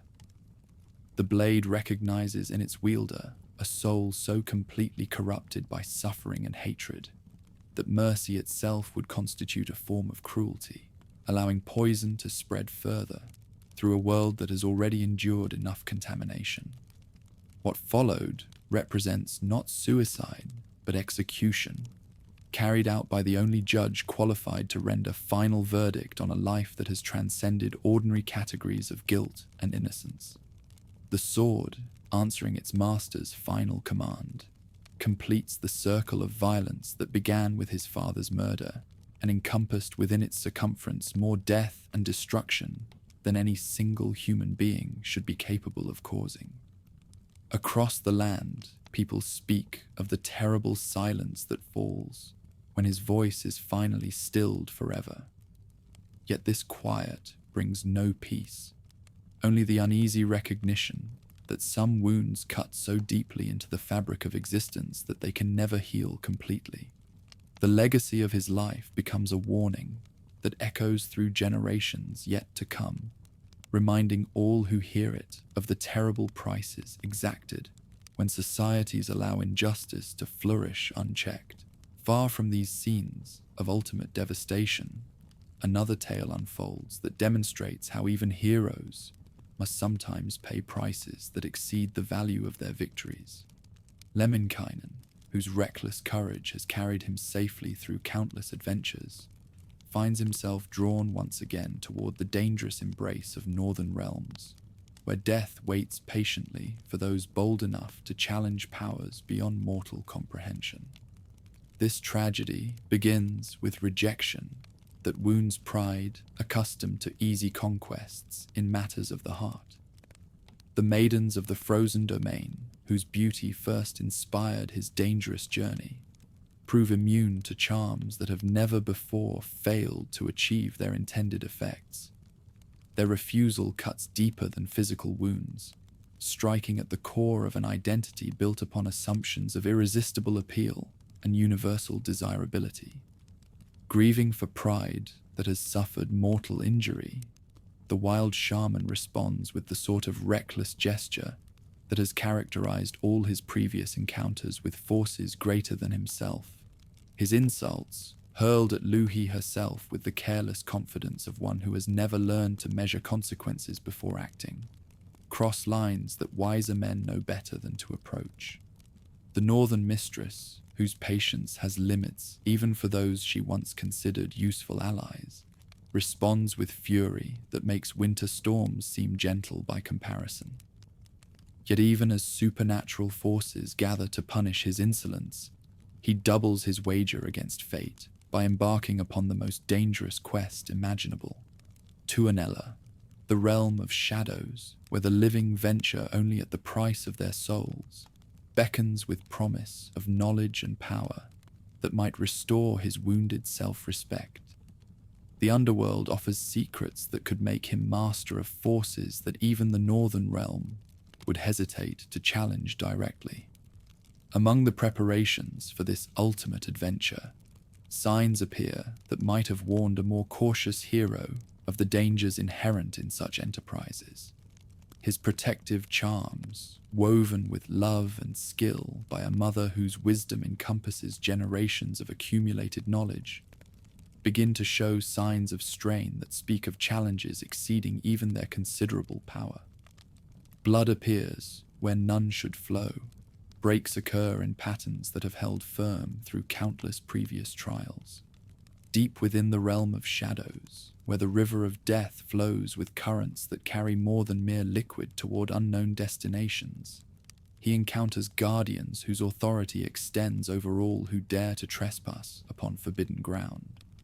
The ferryman who controls passage between the world of the living and the domain of the dead recognizes immediately that this visitor comes not as one appointed to cross legitimately, but as an intruder whose very presence violates fundamental laws governing the boundaries between life and death. When darkness finally claims him, torn apart by forces that brook no interference with their eternal vigil, his body feeds the black waters that flow through the heart of the underworld. Yet death, for one whose mother possesses both the knowledge and the determination to challenge even the fundamental laws of existence, proves to be merely an interruption rather than an ending to his story. Still, in chambers far from the realm of shadows, a mother receives warnings that send her forth on the most desperate quest any parent has ever undertaken. The journey she makes between the world of the living and the domain of the dead transcends ordinary heroism to become something approaching divine madness, driven by love that refuses to accept limits imposed by natural law or supernatural authority. Through arts that blur the line between healing and resurrection, between medicine and miracle, she gathers the scattered fragments of her son's body from currents that have distributed them throughout the underworld's vast domain. Each piece must be reclaimed through negotiations with powers that have no reason to show mercy and every incentive to guard their treasures jealously. Her success demonstrates that determination, powered by parental love, can achieve results that armies and magic alike would find impossible. However, when breath finally returns to lungs that had forgotten their purpose and heartbeat resumes in a chest that had known the cold stillness of absolute ending, the victory over death itself carries prices that only become apparent as time passes. The young man who returns from the underworld bears within his renewed flesh knowledge of the dark realm that no living being should possess, memories of visions too terrible for sharing with those who have never tasted the ultimate defeat. Before long, these experiences begin to manifest as changes in behavior that trouble even those who love him most. His laughter sometimes carries echoes of sounds that belong only in the realm of shadows. His eyes occasionally reflect depths that speak of visions too dark for mortal understanding. The boundary between life and death has been crossed twice, and each crossing leaves marks upon the soul that making the journey possesses. Yet even as these transformations work their slow changes upon his essential nature, the bonds between the three heroes remain strong enough to withstand trials that would shatter lesser friendships. The pattern of their cooperation, wisdom tempered by craft, craft inspired by action, action guided by wisdom, continues to provide the foundation upon which their greatest adventures rest. Their brotherhood, forged in the fires of individual trials and tempered by shared understanding of each other's strengths and weaknesses, prepares them for the ultimate test that approaches with the inevitability of winter following autumn. What followed these individual tragedies represents not ending, but transformation, not defeat, but preparation, for trials that will test everything they have learned about courage, friendship, and the terrible prices that heroes must sometimes pay for their victories. The stage is set for adventures that will determine whether the bonds forged between them can survive challenges that threaten to tear apart the very fabric of existence itself. As winter tightens its brutal hold and the northern world sinks into months of night, three heroes meet where flames cast shifting light on walls shaped from the living rock. The weight of destiny presses upon their shoulders like snow accumulating on ancient pines, each flake adding to a burden that threatens to break even the strongest branches. Around them, the very air thrums with tension that speaks of approaching conflicts that will test every bond they have forged and every principle they hold sacred. What began as individual quests for glory and companionship has evolved into something far more complex and dangerous than any of them originally envisioned. The mill that was meant to bring prosperity to the northern realm has instead become a source of imbalance that threatens the stability of all lands touched by its influence. Wainamoinen, whose wisdom spans centuries of careful observation, recognizes patterns in recent events that suggest the careful equilibrium between order and chaos stands in greater peril than at any time since creation's early days. Far beneath Louhi's ice-bound fortress, the magical device continues its endless grinding, producing wealth that flows like a river of golden abundance through chambers that can barely contain its output. Yet this prosperity comes at a price that grows heavier with each passing season. The northern mistress, intoxicated by riches beyond her wildest dreams, has begun to see her windfall not as blessing to be shared, but as weapon to be wielded against all who might challenge her supremacy. The three heroes understand that their greatest creation has become their most dangerous enemy, not through any flaw in its construction, but through the corruption that unlimited power inevitably brings to those who possess it without wisdom to guide its use. The device they forged through cooperation and mutual trust now serves interests that threaten to tear apart the very foundations upon which civilized existence rests. Still burning within their hearts is the memory of what the mill was meant to accomplish. A bridge between realms that had known only suspicion and hostility, a demonstration that different peoples could work together for mutual benefit. Instead, it has become a monument to the age-old truth that power without restraint transforms even the noblest intentions into instruments of oppression and domination. However, the decision to reclaim what they created comes not from anger or disappointment, but from recognition that some responsibilities transcend personal comfort and safety. The ancient singer, whose voice shaped the world itself from primordial chaos, understands that creative power carries with it eternal obligation to ensure that what is made serves purposes worthy of the effort required to bring it into being. Across the vast distances that separate Kalevala from the frozen domain, messengers carry word of strange disturbances that confirm the heroes' worst fears about their masterpiece's current influence. Crops fail in regions that should know abundance, livestock sicken without apparent cause, and children are born bearing marks that speak of imbalances in the fundamental forces governing life itself. The mill's presence in the northern realm creates disruptions that ripple outward like waves from a stone dropped into still pools. Before dawn breaks on the day chosen for their most perilous adventure, final preparations occupy every moment, with activities that blend practical planning with ritual observances designed to invoke protection from powers beyond mortal comprehension. Weapons receive blessings that will enable them to strike at supernatural enemies. Ships undergo modifications that will allow them to sail through more than merely physical seas, and provisions are gathered that will sustain not only bodies, but souls during trials that may extend far beyond ordinary endurance. During these crucial hours, each hero confronts private doubts and fears that no amount of courage can entirely banish. They understand that success will require not merely strength or skill, but perfect cooperation between personalities that have sometimes clashed even during less dangerous enterprises. The theft they plan will test every aspect of their brotherhood, while pitting them against forces that have had years to prepare defenses around their most precious possession. Through consultations with sources of wisdom, both ancient and modern, they learn details about the mill's current location that reveal the magnitude of the challenge they have chosen to accept. The device rests in chambers protected by more than mere locks and guards. It lies at the heart of magical defenses that respond to threats with power, drawn from the very foundations of the Northern Realm itself.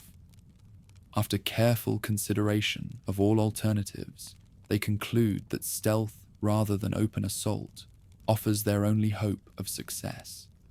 The great Kantele, that instrument of such surpassing beauty that its music can lull even supernatural guardians into peaceful slumber, becomes the key around which their entire strategy revolves. Crafted from materials gathered from Velamo's undersea palace, this harp possesses power to calm the most savage spirits and soothe the most vigilant watchers. This theft must unfold like a song itself, each movement flowing naturally into the next, without jarring notes that might awaken opposition before the crucial moment arrives. The eternal singer's voice will provide the melody that guides their approach, while his companions contribute harmonies that enhance rather than compete with the central theme of their carefully orchestrated performance. When morning arrives with light that seems reluctant to penetrate the gathering storm clouds, their vessel cuts through seas that respond to more than wind and current alone. The ship that carries them toward their destiny has been modified with techniques that blur the boundary between engineering and magic, its hull strengthened to withstand pressures that would crush ordinary craft, its sails woven from materials that catch supernatural winds as easily as natural breezes. Among the preparations that occupy their journey northward, each hero contributes skills that complement rather than duplicate those of his companions. Ilmarinen's technical expertise maintains systems that operate according to principles unknown to conventional shipbuilding, while the wild shaman's boundless energy provides the physical force needed to handle rigging that responds to willpower as much as muscle. Their cooperation during these preliminary tasks establishes rhythms that will prove crucial when split-second timing determines the difference between triumph and catastrophe. Deep within the belly of their enchanted vessel, the great Kantele rests in cushioned chambers where its delicate mechanisms remain protected from the jarring motion of travel through turbulent seas. This instrument represents more than mere tool. It embodies the power of harmony to overcome discord, of beauty to triumph over brutality, of patient skill to succeed where hasty force would surely fail. Yet even as they sail toward confrontation with the Northern Realm's mightiest defenses, larger forces gather that threaten to overwhelm their carefully laid plans before implementation becomes possible. Storms that seem guided by malevolent intelligence track their progress across seas that grow more treacherous with each league they travel northward. These tempests carry within their winds voices that speak warnings in languages older than human memory, counseling retreat before pride leads them all to destruction. Overhead, the aurora borealis paints the night sky with colors that spell doom for for those who can read the ancient script written in shifting curtains of celestial fire. These lights, which normally herald wonder and beauty, now carry messages that speak of cosmic forces aligning against their enterprise. The very heavens seem to warn them that some treasures are too well guarded to be stolen, some powers too great to be challenged by mortal heroes regardless of their courage or determination. Beyond the visible horizon, where the frozen realm's borders blur into regions that exist partially outside normal geography, watchposts maintained by supernatural guardians begin to detect the approach of vessels that do not belong in these waters. Ancient agreements between realms that have prevented open warfare for generations now strain under pressures that threaten to snap bonds that once seemed unbreakable.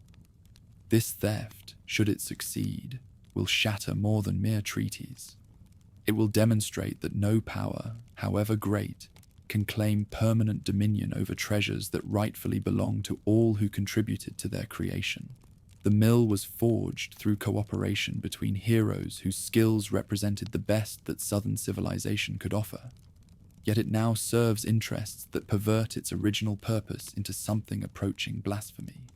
When darkness falls with finality that seems to promise eternal night, their ship approaches shores where ice never melts and shadows gather with malevolent purpose. The fortress that houses their objective rises from bedrock like a cancer growing from the heart of the earth itself, its towers piercing a sky that weeps frozen tears upon all who dare to challenge the authority of those who dwell within its walls. Among the defenses they must overcome, the most dangerous prove to be not physical barriers, but spiritual obstacles that assault the very foundations of their determination. Voices whisper from the darkness, speaking words that reveal shameful secrets from their past adventures, questioning the righteousness of their cause, suggesting that retreat offers the only honorable course of action available to heroes who claim to serve justice rather than mere personal ambition. Still burning in their hearts, however, is the memory of what their creation was meant to accomplish, and how its current misuse violates every principle that guided its construction. The device they forged was intended to demonstrate that cooperation between different peoples could produce results that exceeded anything achievable through conquest or coercion. Instead, it has become a tool for accumulating power that serves no purpose beyond feeding the endless appetite of those who mistake possession for achievement.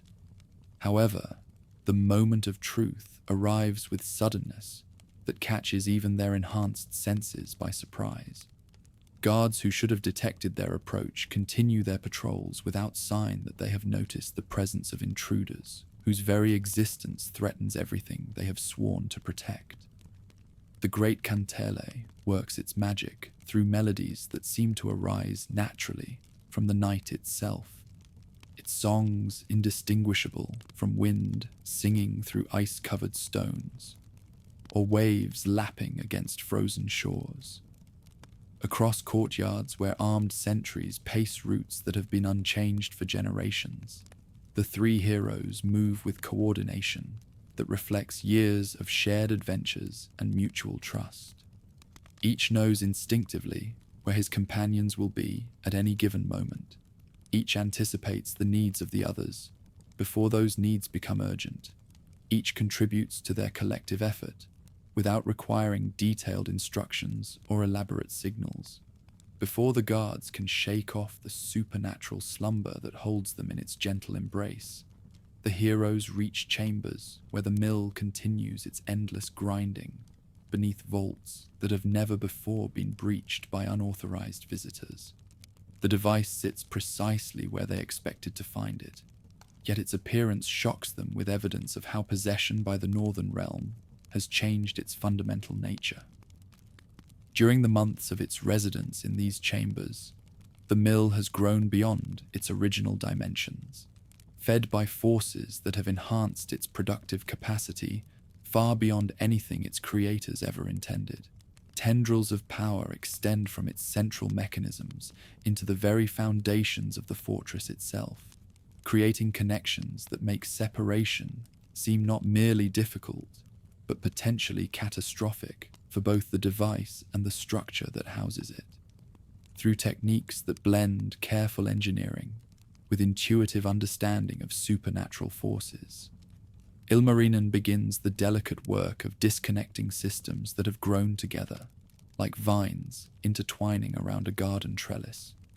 Each connection severed requires perfect timing and absolute precision, for even minor errors could trigger defensive responses that would awaken the entire fortress and bring overwhelming force to bear against their small party. After what seems like hours, but measures mere minutes by any conventional timepiece, the mill stands free of entangling influences and ready for transport to more worthy custodians. Yet even as they prepare to claim their prize, sounds from distant chambers warn that their presence has finally been detected by guardians whose vigilance cannot be entirely overcome by even the most powerful music. This theft must now become a race between heroes who carry precious cargo and forces that will stop at nothing to prevent the loss of wealth that has become the foundation of northern supremacy. The mill, despite its supernatural origins, proves surprisingly heavy when disconnected from the power sources that previously supported its operation. Moving it from its chamber to their waiting ship will require strength and endurance that pushes even their enhanced capabilities toward their limits. When morning breaks over scenes of desperate flight and equally desperate pursuit, the contest that began as theft evolves into something approaching open warfare between realms that have maintained uneasy peace for generations. Louhi herself, awakened by alarms that signal the loss of her greatest treasure, emerges from chambers where she has been contemplating dreams of conquest that the mill's wealth was meant to make possible. Among the transformations that rage and desperation work upon the Northern Mistress, none proves more terrible than her assumption of forms that reveal the true extent of her supernatural nature. Wings that span distances measured in miles lift her above the ice fortress with grace that belies their enormous size, while talons sharp enough to rend stone close around weapons forged from materials that exist only in nightmares.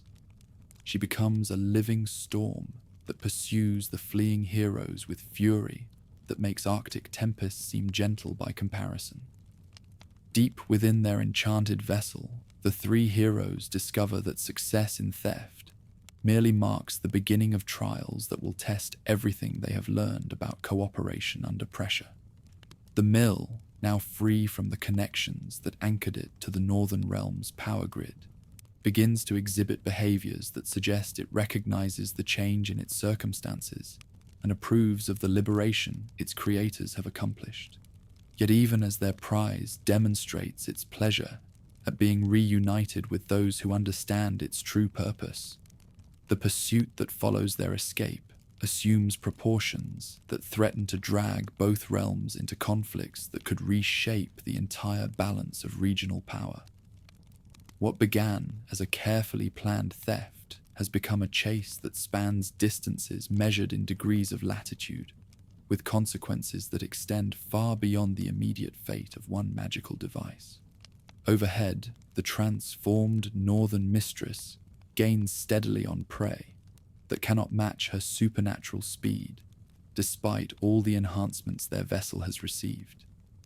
Her cries, audible across vast distances, carry promises of vengeance that make previous threats seem trivial by comparison. The theft of her greatest treasure has awakened aspects of her nature that have slumbered since the world was young, releasing powers that recognize no law, save the imperative to reclaim what has been taken. Beyond the immediate drama of pursuit and flight, larger forces align themselves for conflicts that will determine whether the mill serves purposes worthy of its creator's intentions or becomes merely another prize in struggles between powers that care nothing for the welfare of those they claim to rule. The stage is set for confrontations that will test the strength of the device itself and reveal whether the cooperation that enabled its creation can survive the trials that follow its liberation. What followed represents more than mere chase across hostile seas. It becomes a test of principles that will determine the future course of relationships between realms that must either learn to coexist peacefully or resign themselves to conflicts that could destroy everything their ancestors built through centuries of patient effort. The mill they fought to reclaim carries within its mechanisms not merely the power to produce wealth, but the potential to demonstrate that justice sometimes requires heroes to risk everything they hold dear, in service of ideals that transcend personal safety or comfort. Amid waters tainted by fragments of hope and broken oaths, the true price of the battle becomes clear, one that stretches far beyond the wreckage of a single wonder. The mill that once represented cooperation between realms lies scattered across ocean depths, where currents carry its remnants toward distant shores, each piece still humming with residual power that will enrich whatever soil eventually claims it as treasure. Yet victory achieved through such sacrifice tastes bitter in the mouths of heroes who understand that some triumphs extract prices too heavy for mortal hearts to bear easily. What remained of their carefully crafted vessel drifts upon seas that reflect a sky suddenly stripped of familiar lights. The sun, which had warmed the faces of countless generations since creation's earliest days, no longer follows its accustomed path across the heavens. The moon, whose gentle radiance had guided lovers through romantic encounters and shepherds through dark pastures, hides behind clouds that seem to weep for the cosmic order that recent events have shattered beyond easy repair. Far above the ocean's troubled surface, darkness gathers with malevolent purpose as Luhi demonstrates the true extent of her supernatural powers.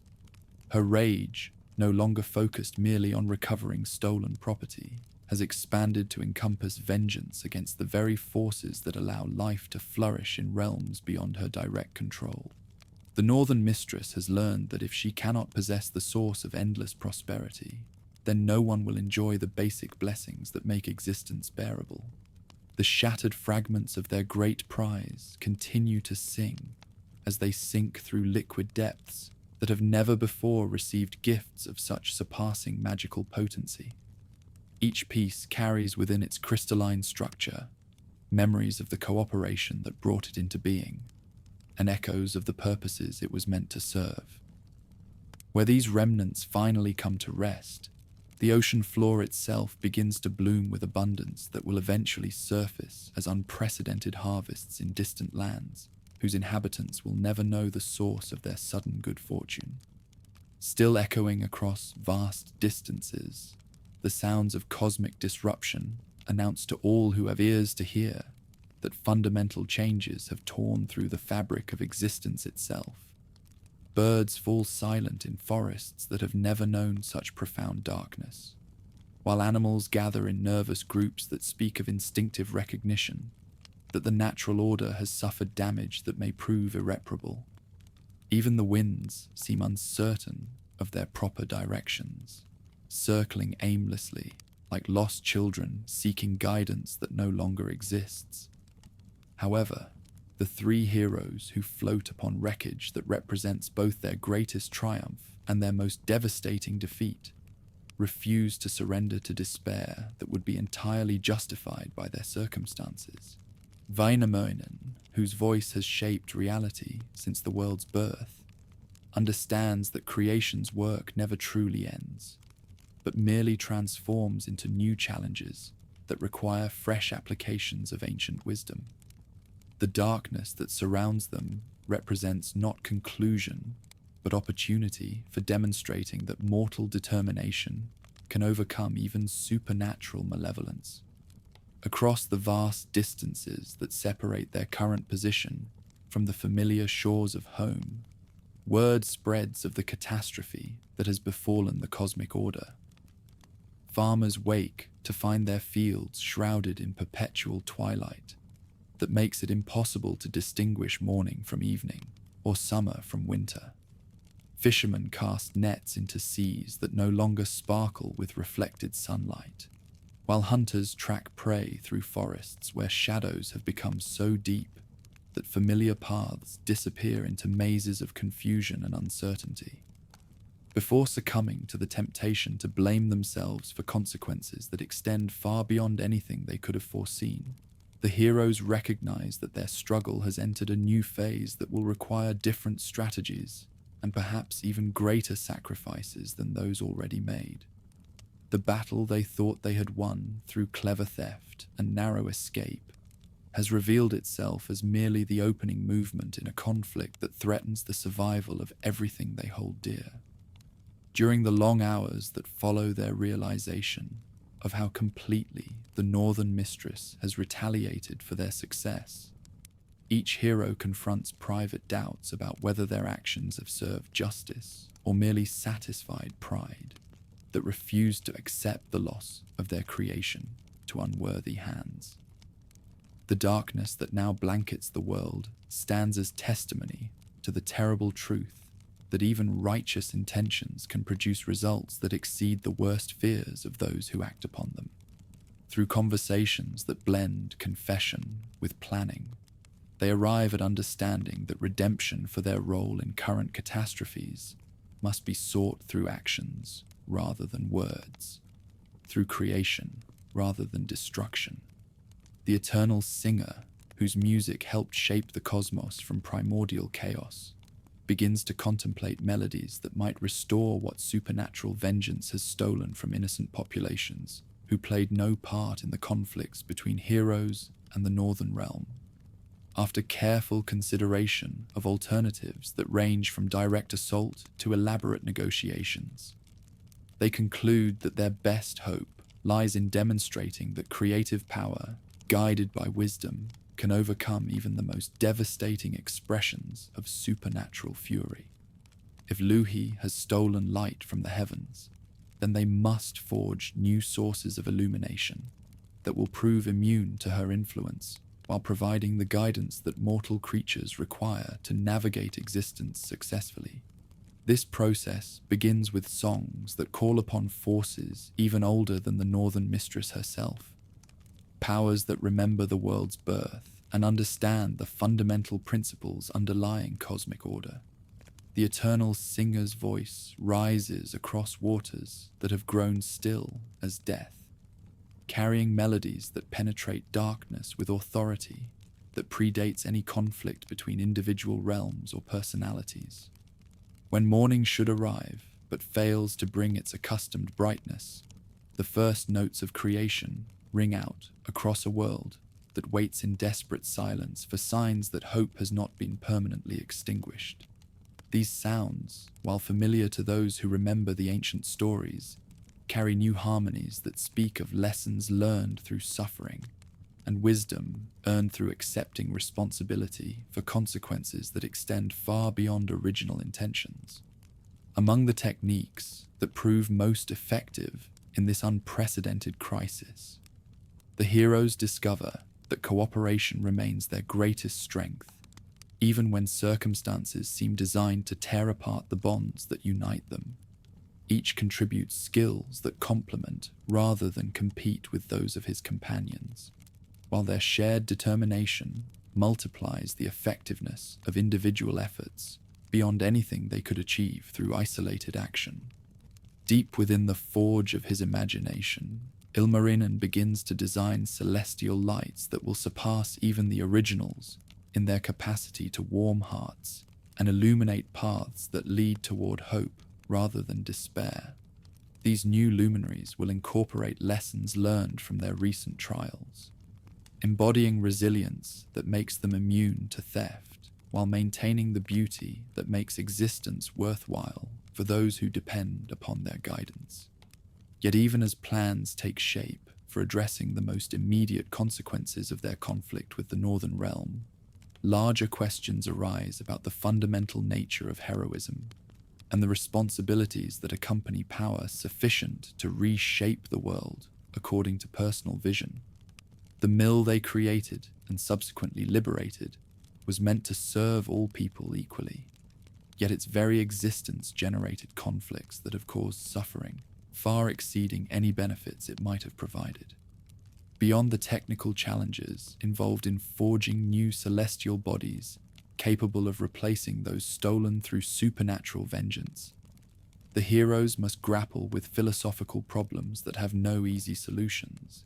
Their actions, however well-intentioned, have demonstrated that even cooperation between the most skillful and wise individuals can produce results that threaten the welfare of innocent populations who never consented to become participants in conflicts between powerful forces.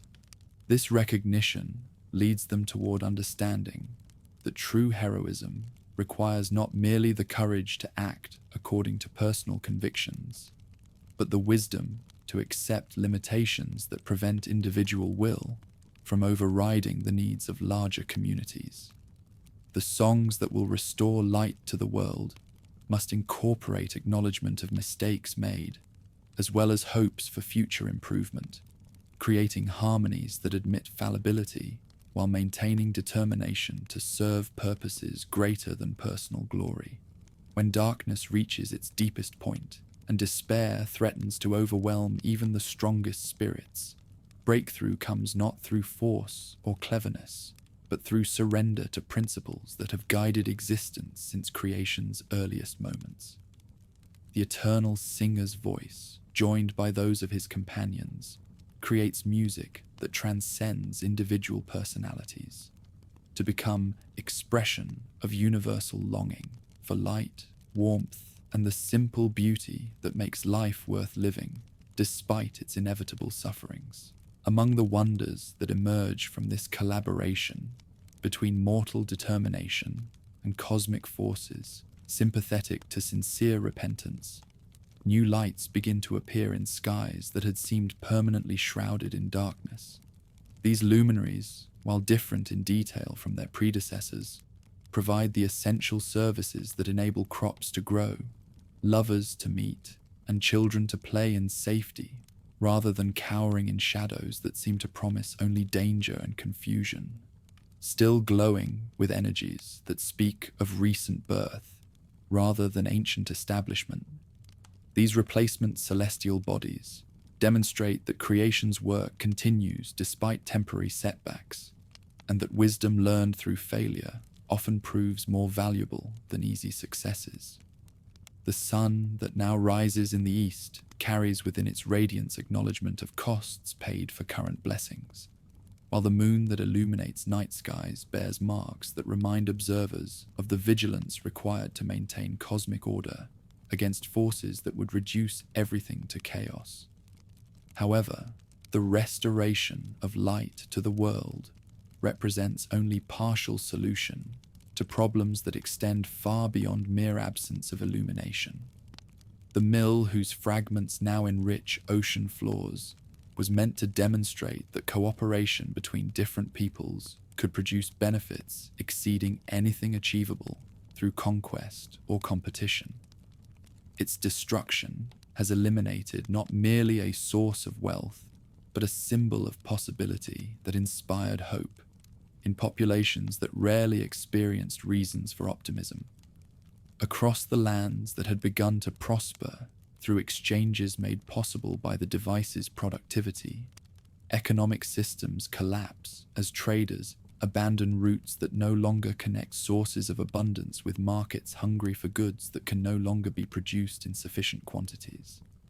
Villages that had grown accustomed to importing necessities from distant regions must rediscover techniques for achieving self-sufficiency that their grandparents knew, but that recent generations have forgotten through reliance on external sources. Before these secondary consequences of their conflict with the Northern Realm can produce famine and social disorder that might prove even more destructive than supernatural vengeance, the three heroes embark upon missions that will test their individual capabilities as thoroughly as previous adventures challenged their collective strength. Each must travel to different regions where specific skills are needed to address particular aspects of the crisis their actions have precipitated.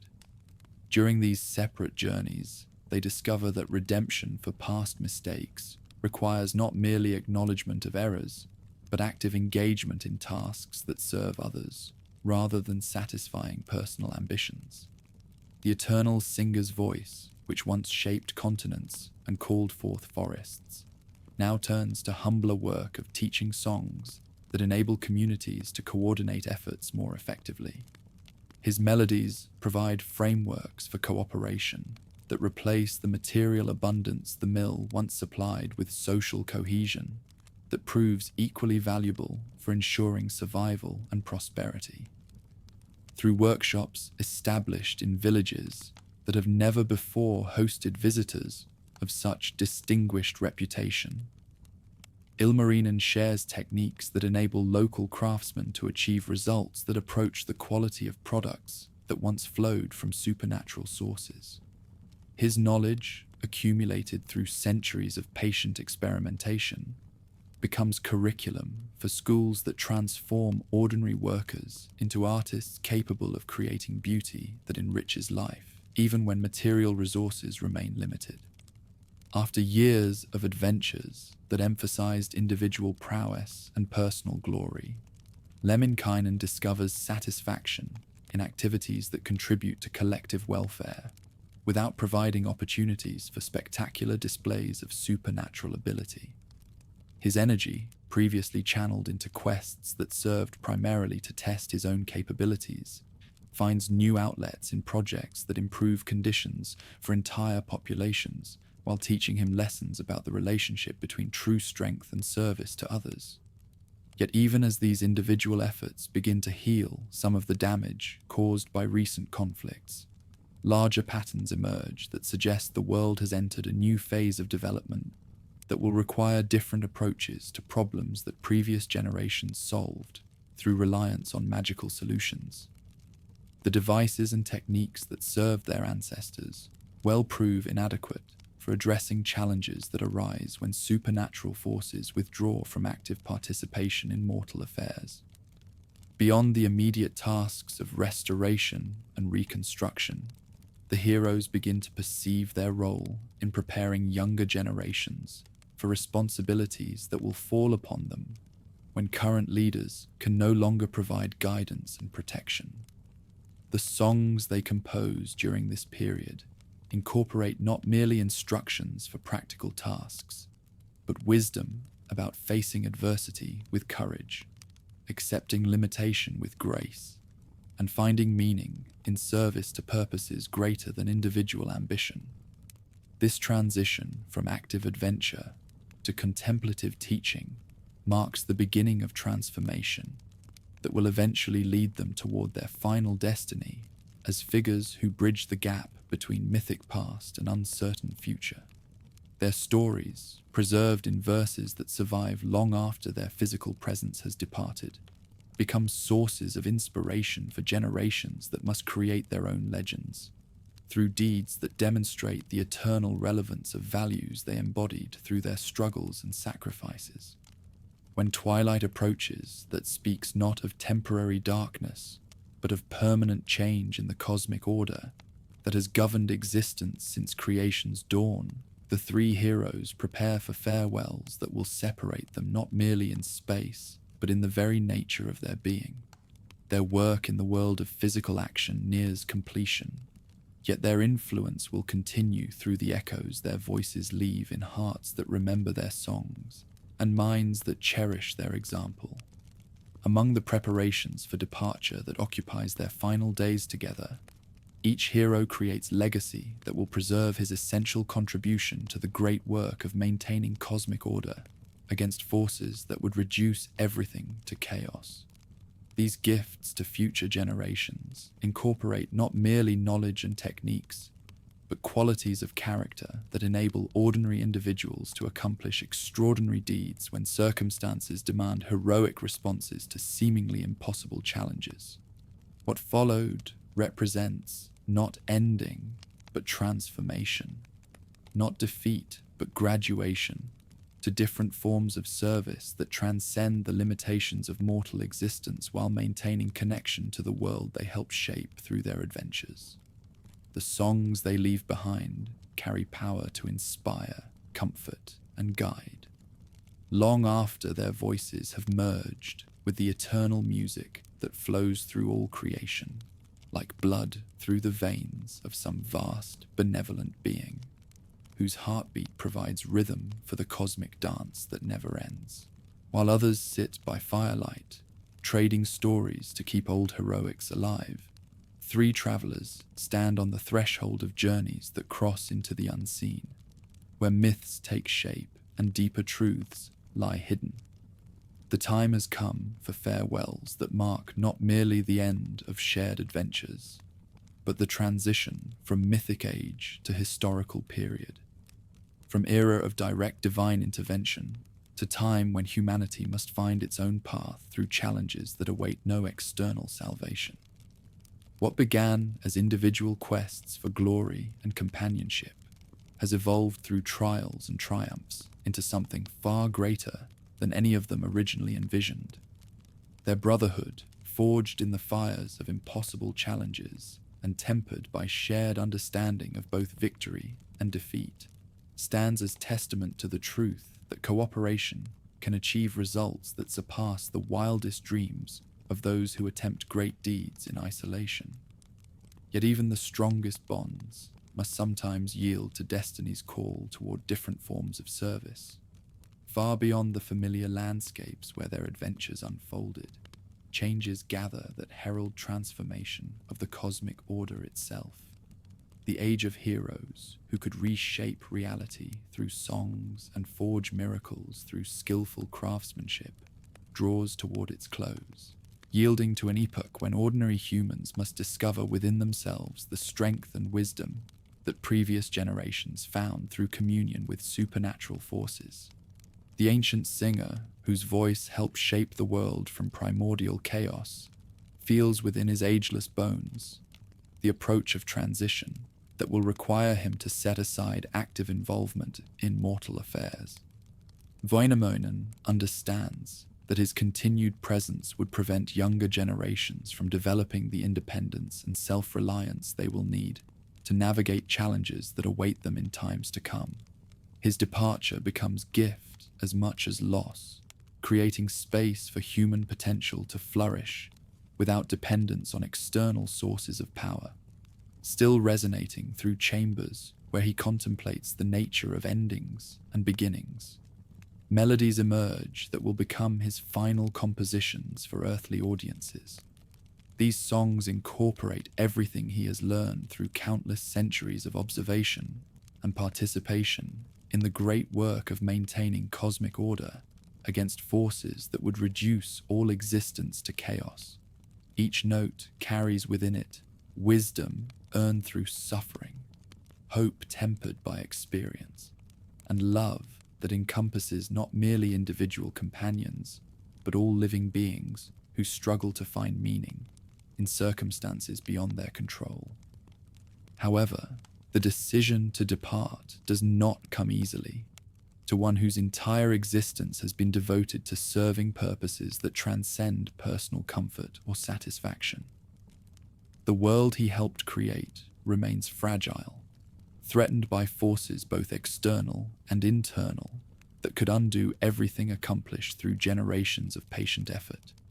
Yet he recognizes that true leadership sometimes requires stepping aside to allow others to assume responsibilities that continued guidance from above would prevent them from accepting fully. Across the vast territories where his influence has shaped development for ages beyond counting, preparation begins for governance that must function without direct intervention from supernatural authority.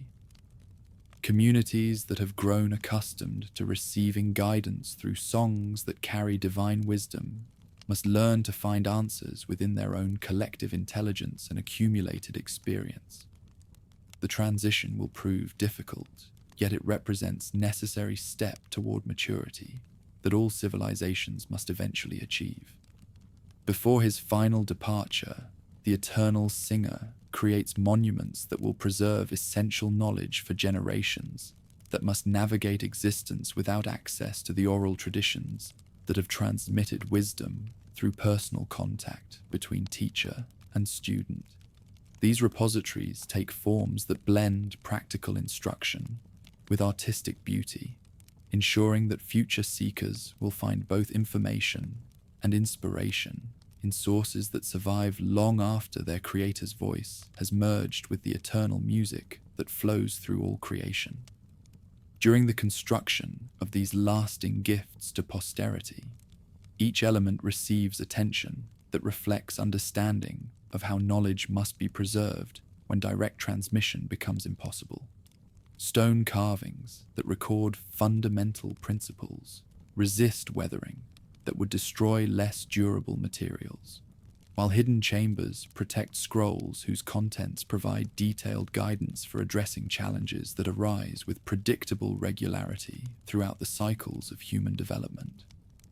Through techniques that blur the boundary between craftsmanship and magic, Ilmarinen contributes to these preservation efforts by creating tools and devices that will enable future generations to achieve results approaching those accomplished through supernatural intervention. His workshops produce instruments whose use requires no special powers beyond patience and dedication, yet whose operation yields outcomes that seem miraculous to those who have never witnessed the marriage of deep knowledge with skillful application.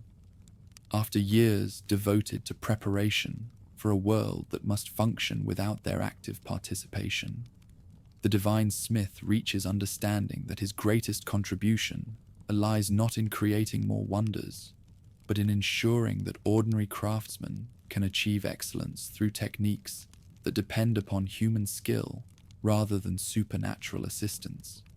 His final forges produce not magical artifacts, but improved versions of common tools whose enhanced effectiveness will multiply the capabilities of those who inherit them.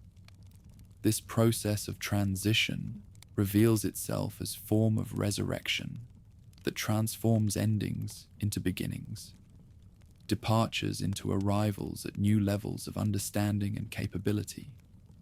What appears to represent loss of supernatural support actually creates opportunities for human potential to express itself in ways that continued dependence would prevent. The hero's withdrawal from active involvement becomes catalyst for developments that exceed anything their direct intervention could accomplish. When darkness gathers for the last time around, council fires, where the three companions share memories of adventures that span centuries of shared effort, each recognizes that their influence will continue through channels more subtle, but perhaps more powerful than direct action ever provided. The stories that preserve memory of their deeds carry within them instructions for achieving greatness that transcend specific historical circumstances while remaining relevant to all who face seemingly impossible challenges.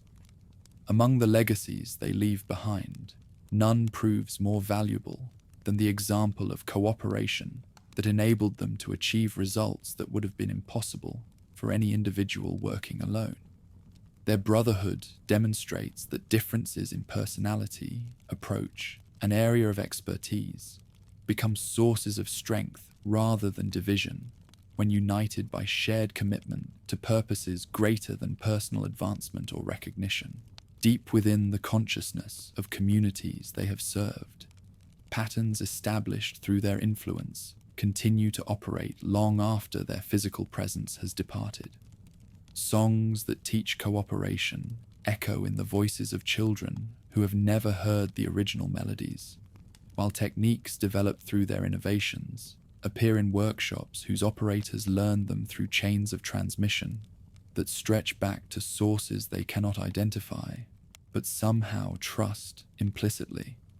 Yet even as they prepare for departure that will separate them from direct involvement in mortal affairs, each hero understands that their essential nature prohibits complete withdrawal from service to the cosmic order that gave their existence meaning. The forms their influence takes will change, becoming more subtle but not necessarily less effective than the dramatic interventions that characterized their heroic period. Beyond the immediate concerns of ensuring continuity for communities that have depended upon their guidance, larger questions arise about the fundamental direction of cosmic development itself. The age that approaches will test whether the principles they embodied through their adventures possess sufficient strength to survive in environments where supernatural enforcement becomes impossible, and human choice determines the balance between order and chaos. This departure marks transition from mythic time, when heroes could reshape reality through force of will and divine favor, to historical period when progress depends upon accumulated effort by countless individuals whose names may never be remembered, but whose contributions prove essential for maintaining civilization against forces that constantly threaten to reduce everything to barbarism and confusion. From distant shores, where the eternal singer constructs his final vessel, sounds carry across waters that reflect skies painted with colors that exist only during moments of supreme transition. The boat that will bear him toward horizons that exist beyond geographical boundaries takes shape through techniques that blend ancient craftsmanship with innovations developed through recent trials. This craft represents not merely means of transportation, but symbol of journey toward understanding that transcends physical movement through space. Among the materials incorporated into the vessel's construction, each element carries significance that extends far beyond its practical function. Copper that forms the hull speaks of durability that survives corrosion by time and weather, while silver fittings reflect light that guides travelers through darkness toward destinations that justify the hardships endured during passage. The cantilé that accompanies him preserves within its strings the essence of every song he has ever composed, ensuring that his music will continue to inspire long after his voice has joined the eternal chorus. Still echoing across territories where his influence shaped development for countless generations, his final songs create resonances that will persist in hearts and minds that never directly experienced their source. These melodies establish patterns that enable communities to maintain harmony despite differences that might otherwise produce conflict, while providing frameworks for cooperation that transcend boundaries of culture, language, and traditional allegiance. However, the moment of departure arrives not with fanfare or elaborate ceremony, but with quiet recognition that all necessary preparations have reached completion. The vessel that awaits him bears not only his physical presence, but the accumulated wisdom of experiences that span the entire period from creation's earliest days to the threshold of humanity's independent maturity. His journey represents not retreat, but advancement, to forms of service that operate through influence rather than intervention. Across waters that separate present reality from future possibility, his craft moves with grace that suggests propulsion by forces deeper than wind or current. The copper hull cuts through waves that carry messages between realms, while silver fittings catch and reflect light that speaks of destinations beyond the horizon of ordinary vision. Behind him, the shores that witnessed his greatest triumphs and most devastating defeats fade into memory that will be preserved in stories rather than direct experience. Before the final moment when distance transforms his vessel from visible reality into legend that lives in the realm of eternal possibility, his voice rises one last time in song that encompasses everything he hopes future generations will remember about the principles that guided his adventures. This melody incorporates not instructions for specific actions, but understanding of the relationship between individual choice and cosmic order that enables ordinary humans to achieve extraordinary results when circumstances demand heroic responses. During the years that follow his departure, evidence accumulates that his influence continues through channels more subtle, but not less effective than direct intervention ever provided. Communities that learned cooperation through his example discover solutions to problems that would have defeated their ancestors, while individuals who absorbed his teachings about the relationship between wisdom and courage find strength to face challenges that exceed their apparent capabilities. Through processes that blur the boundary between natural development and supernatural guidance, the knowledge he preserved in various forms begins to influence events in ways that demonstrate the persistence of his essential contribution to the ongoing work of maintaining cosmic order. Songs that seemed merely entertainment reveal themselves as repositories of practical wisdom, while tools that appeared purely functional prove capable of achieving results that approach the miraculous. After generations have passed since his physical departure from the realm of direct human interaction, his presence continues to manifest through the voices of storytellers who preserve memory of adventures that transcend historical fact, to become sources of inspiration for all who seek to understand the relationship between individual effort and universal purpose. These narratives carry within them instructions for achieving greatness that remain relevant regardless of the specific challenges each generation must face.